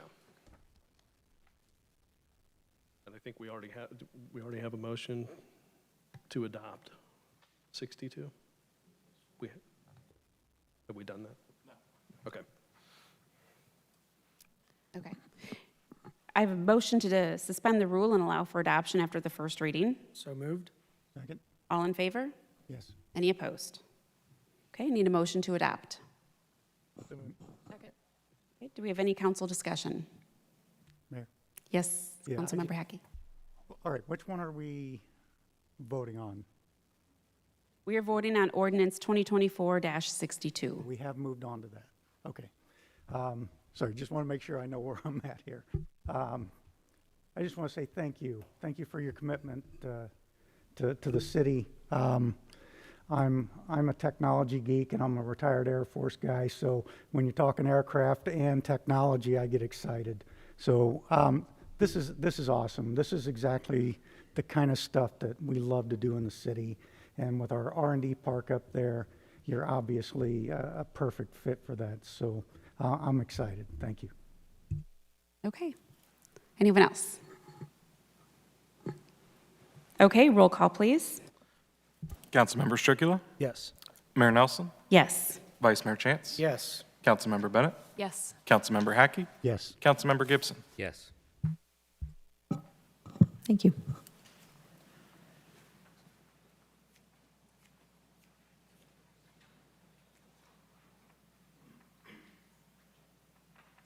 Okay, Ordinance 2024-58. I need a motion to read by title only. Second. All in favor? Yes. Any opposed? Approval of the replat for Tower Park Phase 4. Kurt?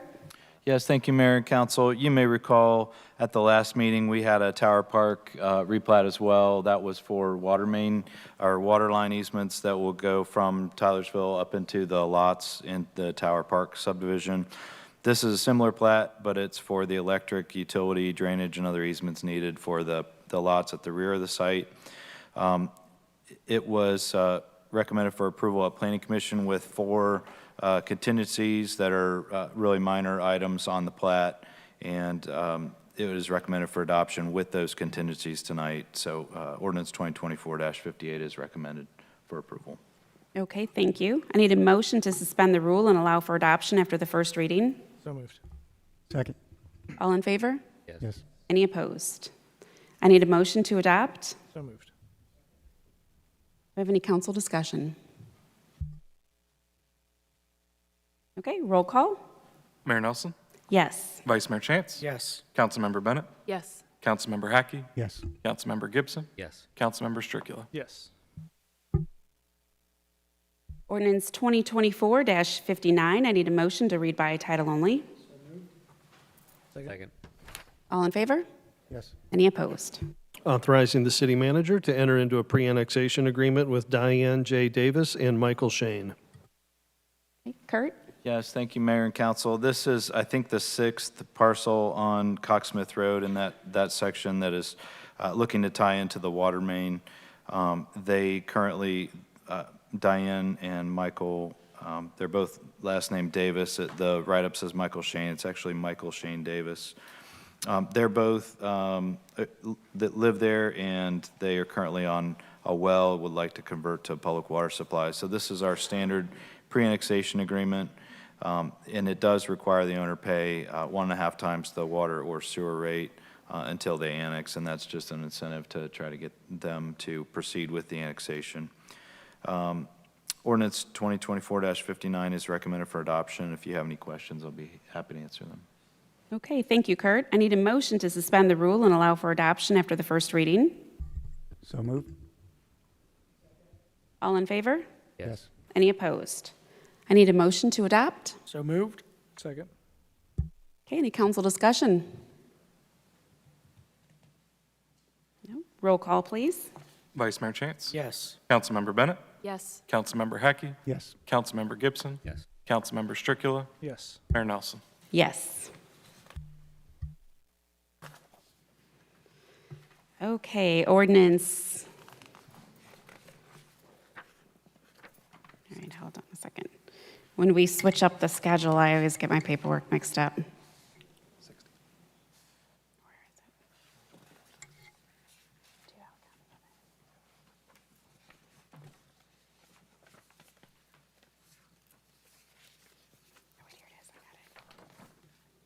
Okay, ordinance 2024-60. I need a motion to read by title only. So moved. Second. All in favor? Yes. Any opposed? Authorizing the city manager to enter into a right of first option to lease agreement with the Mason Arts Council. Eric? Thank you, Mayor. Excuse me. The best things come to those who wait just a little bit longer. Sorry. A little bit of history here for those that may be watching the meeting.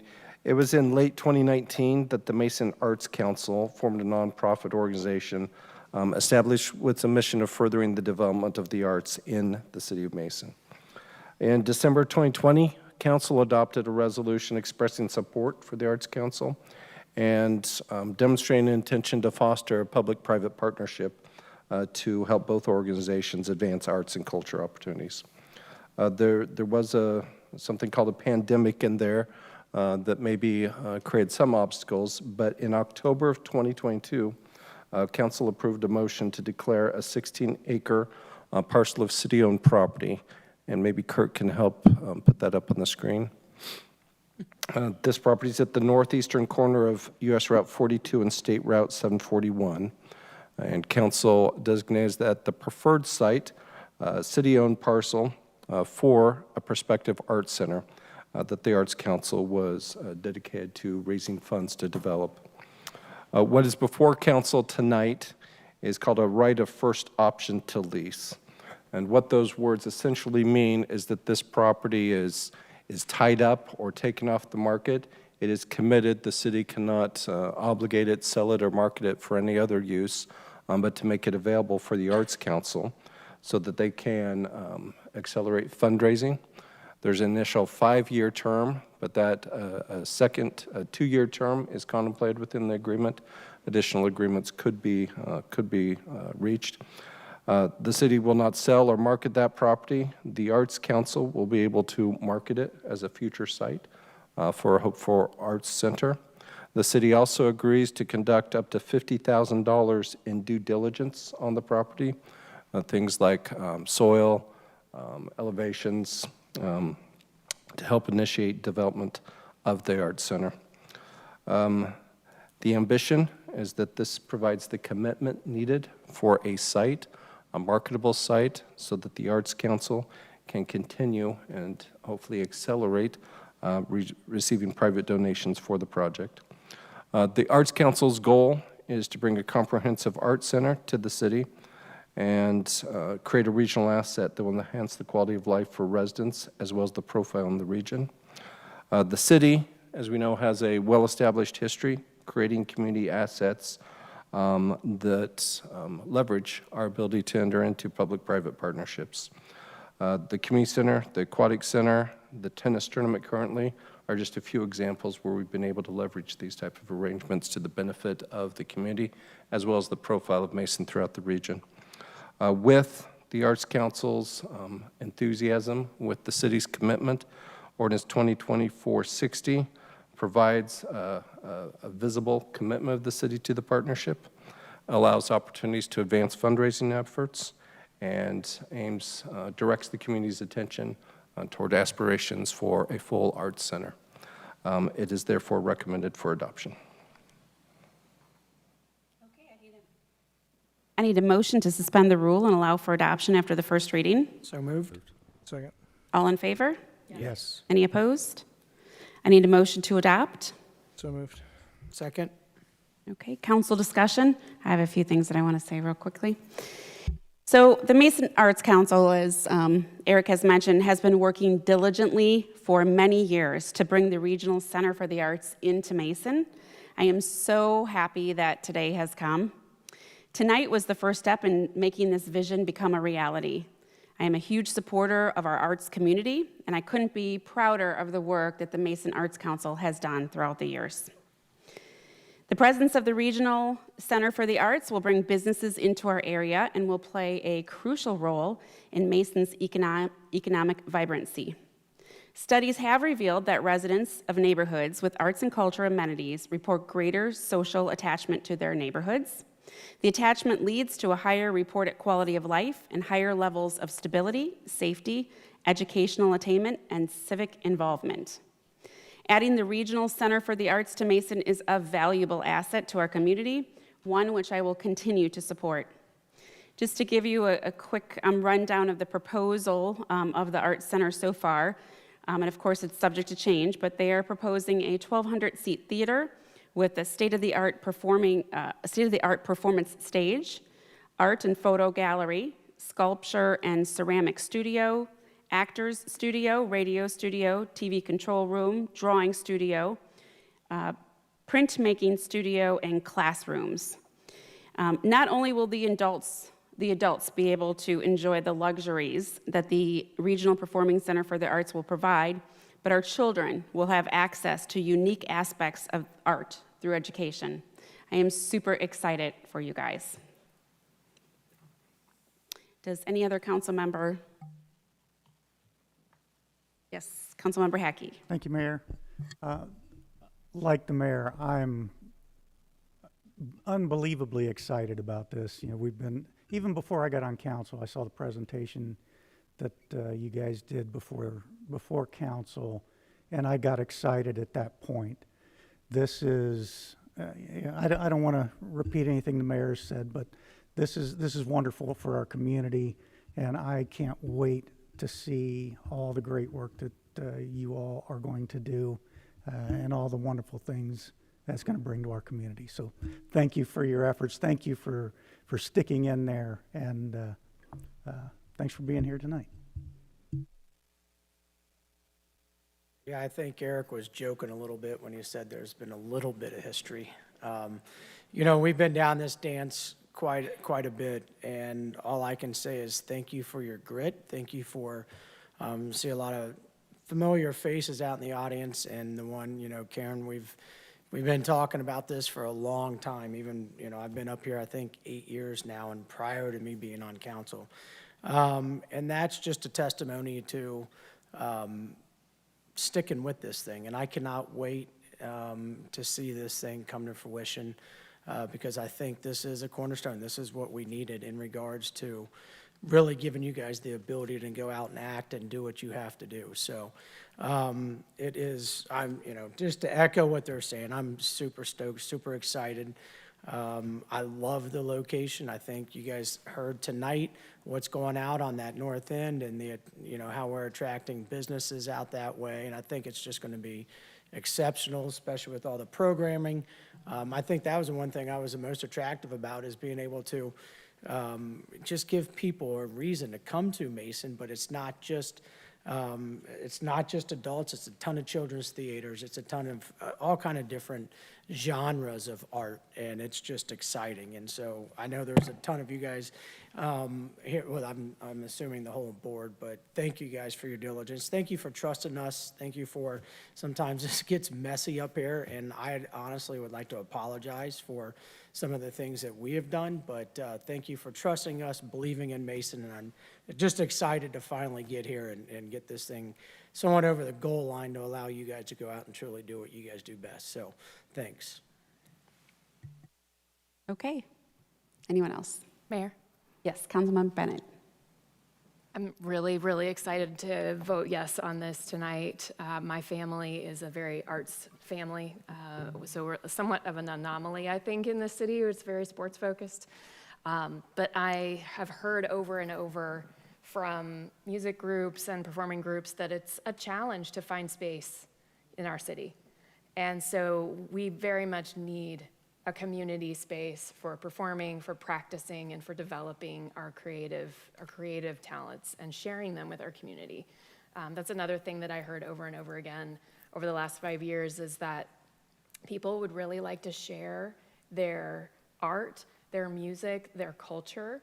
And I think this is going to be an amazing opportunity for us to come together to share and appreciate each other's creativity. So thank you. Okay. Well, I forgot one thing. You guys have quite the hill to climb with raising $30 million. So I will do whatever I can do to help you. But with that being said, if anyone would like to make a donation to the Mason Arts Council for this project, they can make a donation by going to www.masonartscouncil.org.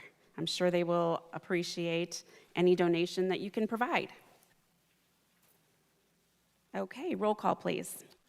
Councilmember Bennett? Yes. Councilmember Hackey? Absolutely, yes. Councilmember Gibson? Yes. Councilmember Stricula? Yes. Mayor Nelson? Yes. Vice Mayor Chance? Yes. Do you think we can get a quick picture since everybody is here? I mean, it's historic, right?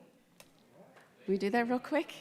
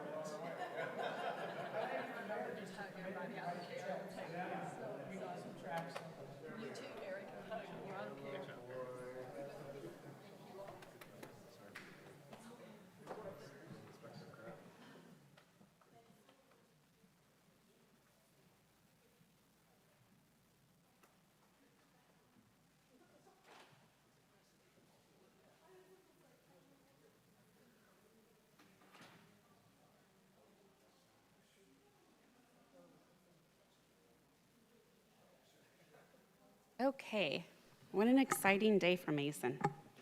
All right, ordinance 2024-61. I need a motion to read by title only. Move. Second. All in favor? Yes. Any opposed? Jeff? Authorizing the city manager to enter into a contract with Vogel Pole Fire Equipment for the purchase of one E1 fire engine and declaring an emergency. Okay, Jenna? Thank you, Mayor and City Council. The city has a track record of using creative strategies to extend the useful life of fleet vehicles in order to spread out the replacement cycle in an effort to establish a more stable and predictable replacement schedule. One of these methods we use, particularly in the fire department, is when a new apparatus is placed into service, the current frontline apparatus is then shifted into a reserve status, allowing the opportunity to preserve the life of the apparatus while providing continuity of service. In recent years, due to supply chain issues, delivery times for fire apparatus have significantly increased, and the standard delivery time frame is now at a minimum of 2 years from the time of purchase compared to a 10 to 14-month window in the past. This shift in lead time has a significant impact on the city's approach to the fleet maintenance replacement schedule. Similar to what the city has done in the past with the purchase of safety service apparatus, a staff committee of representatives from multiple departments was established to research best options available on the market and evaluate based on the city's current fleet, as well as the best fit for the future needs of the city. Based on this research and input provided by the committee, staff is recommending the purchase of a 2026 model fire engine from E1. The 2026 engine will replace a 2006 model that is currently serving as a reserve apparatus. Once delivered and equipped, the 2026 model will allow the 2015 engine to shift from the front line to a reserve status. The cost of the fire engine came in slightly over the $1 million budgeted that was part of the 2024 budget. However, the city intends to pursue a prepayment or investment option that will reduce the overall amount spent and bring the total cost close to the original budgeted amount. An emergency clause has been added to the ordinance to allow the city to order the engine immediately before the price expires on June 30th. Once purchased, the apparatus is anticipated to be delivered in late 2026. The city will continue to use the 2006 engine in reserve status along with the 2015 model as we continue to consider creative opportunities to expand services to meet the growing needs of the community. Ordinance 2024-61 is recommended for adoption. If you have any questions, I would be happy to answer. Okay, thank you. I need a motion to suspend the rule and allow for adoption after the first reading. Second. All in favor? Yes. Yes. Any opposed? I need a motion to adopt. So moved. Second. Any council discussion? Okay, roll call. Councilmember Hackey? Yes. Councilmember Gibson? Yes. Councilmember Stricula? Yes. Mayor Nelson? Yes. Vice Mayor Chance? Yes. Councilmember Bennett? Yes. Okay, next on the agenda is committee reports. Does anyone have a committee report? Okay, yes. Councilmember Bennett, Councilmember Spaeth, and myself all met on the Rules Committee this past month, and we went over the questions that we have been coming up with for a survey that will be going out. The dates are to be determined, but it's going to be probably in the next month, I believe. And we've got those narrowed down to 17 questions at our last meeting. We have seen those final questions. And we're all in agreement at this point that moving forward, that's where we'll start as a starting point for property maintenance. So with property maintenance as well, right now we're complaint driven, and so that's the way it works right now. And so this could change that a little bit depending on the feedback that we get from our Mason residents. And so it's just really important as we start sending this stuff out, we're gonna need all of your help making sure that the residents of Mason know about this so they can give us their feedback, so we don't have a pulling from a small select portion, that we have a really broad group from representing the entire city of Mason. Councilmember Bennett, would you have anything to add to that, or is that sum it up? Okay, thank you. Okay, thank you so much. Mayor? Well, I'm going to hold on one second. Are you talking about 17 Strong? Yeah. Okay, hold on one second. Does anyone else have a committee report? No? Okay. The Mason Arts Council? No, that's not right. That's not right. It's arts and culture. Met, and we did talk about the new Mason Arts Council, and which is really exciting, and that passed tonight, so that was good work on everybody's part. We also talked about 17 Strong, and Councilmember Bennett is going to talk a little bit about it, since this was her idea and brought it to the committee. Well, it's not my idea, but I'm bringing it to the committee and council. So Hamilton has a program called 17 Strong, which is a neighborhood and community connection program. It's been going for about 10 years, so they've learned a lot of things along the way. And what I like about it is that it's a citizen-led effort, and it provides a structure and a process for residents to bring ideas for improving their neighborhoods to the city and actually get them done themselves. So the city has provided a number of different resources, including micro grants, and they have like a cube, like a pod kind of trailer that community neighborhoods can rent, but it's free, and they can have it delivered that's already stocked with shovels and rakes and yard waste bags and all sorts of things. So if they want to do like a block cleanup or clean up the creek or something, there's all the things that they could need right there provided by the city. There's the projects that they can submit for these micro grants are intended to be things that improve their neighborhood, their street, and they also will present the program to fifth graders in their schools.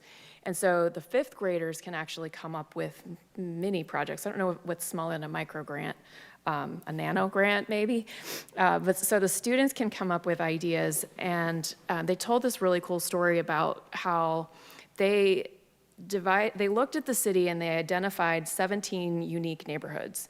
And in their way of defining it, they were looking for areas that include places where people can live, work, and play.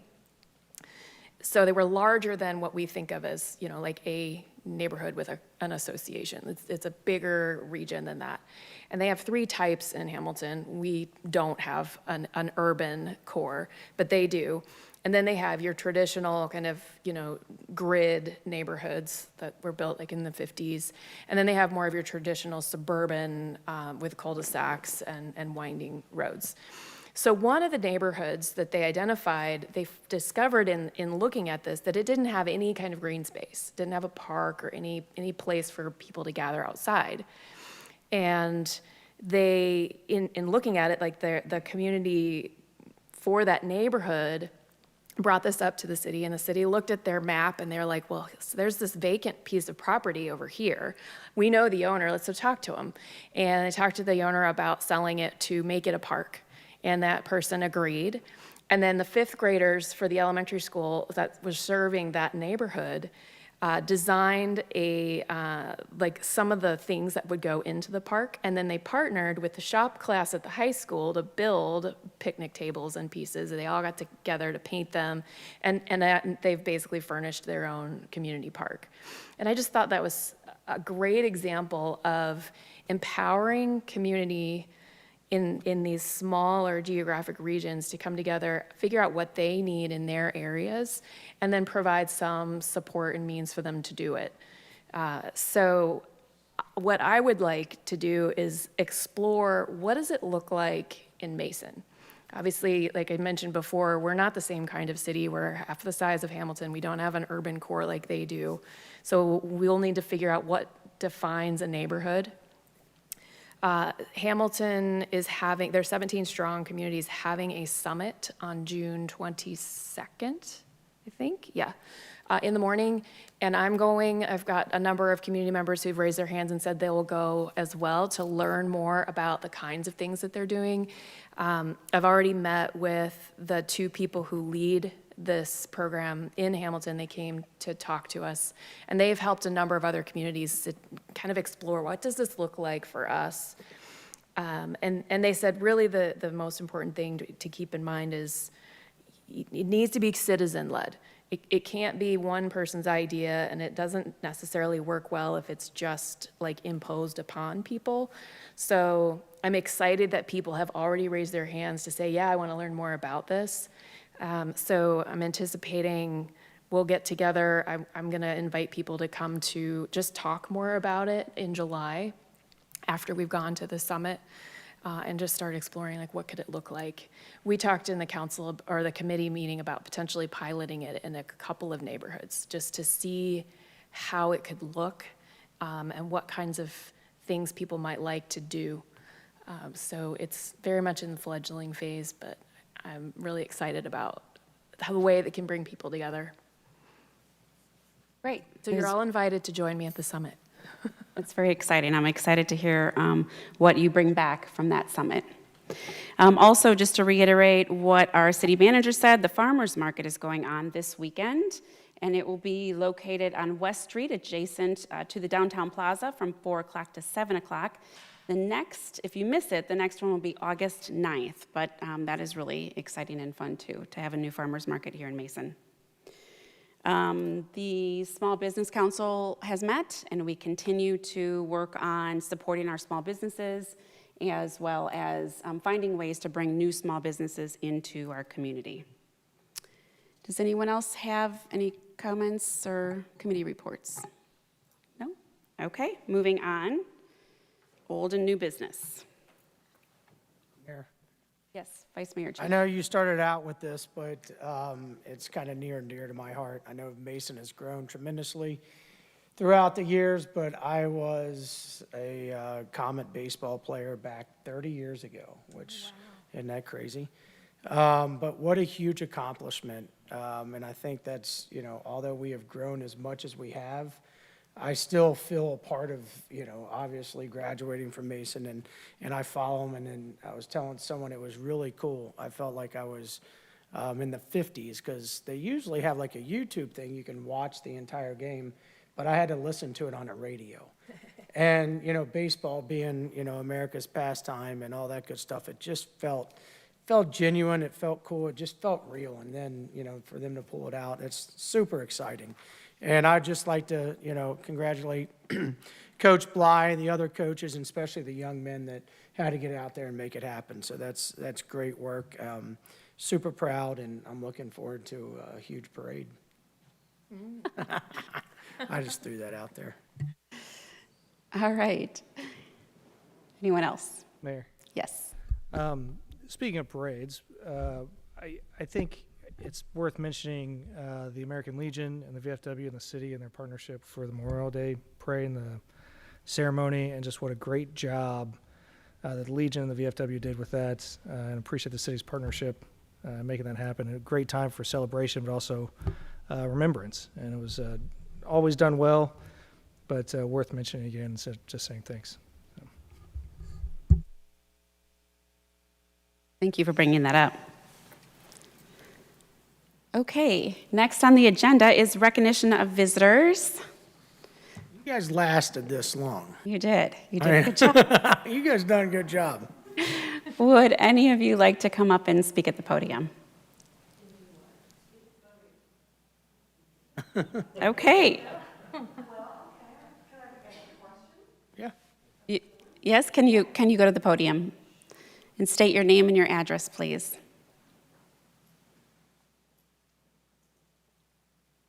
Gail Long, 418 Walnut Lane in the Greenery. My first time to come to a council meeting.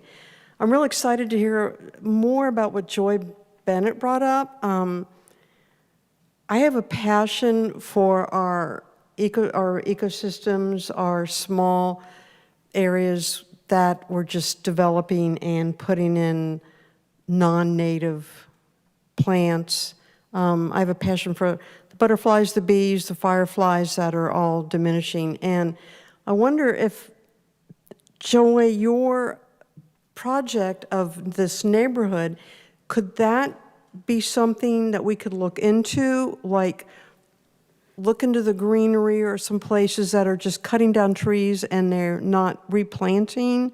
Could we replant with natives? Could we use the Bauer Farm more over, and at the end of Mason Montgomery Road that, I'm assuming everybody knows about the Bauer Farm that's owned by the zoo? I got to go out there for the first time for their plant sale last year. It was really fun. So that would be my question. For somebody like me that's a resident, I could get somewhat involved. I don't have a lot of energy, but I have some because I have a passion. But I would like to focus on when anybody builds anywhere, could we have a minimum, what these landscapers could do, a minimum of that they could plant native? Could we do like Deerfield Township and have butterfly areas and bee areas along in their park? I certainly think that we could explore in your area, introducing like what would a tree planting project look like, and certainly I think ideas could come out of this that we would potentially want to say, hey, we'd like to make this citywide, and then we could work with the city staff to figure out what's the best way to do that. Okay. Yeah, it's a great incubator for ideas. Thank you. Yeah.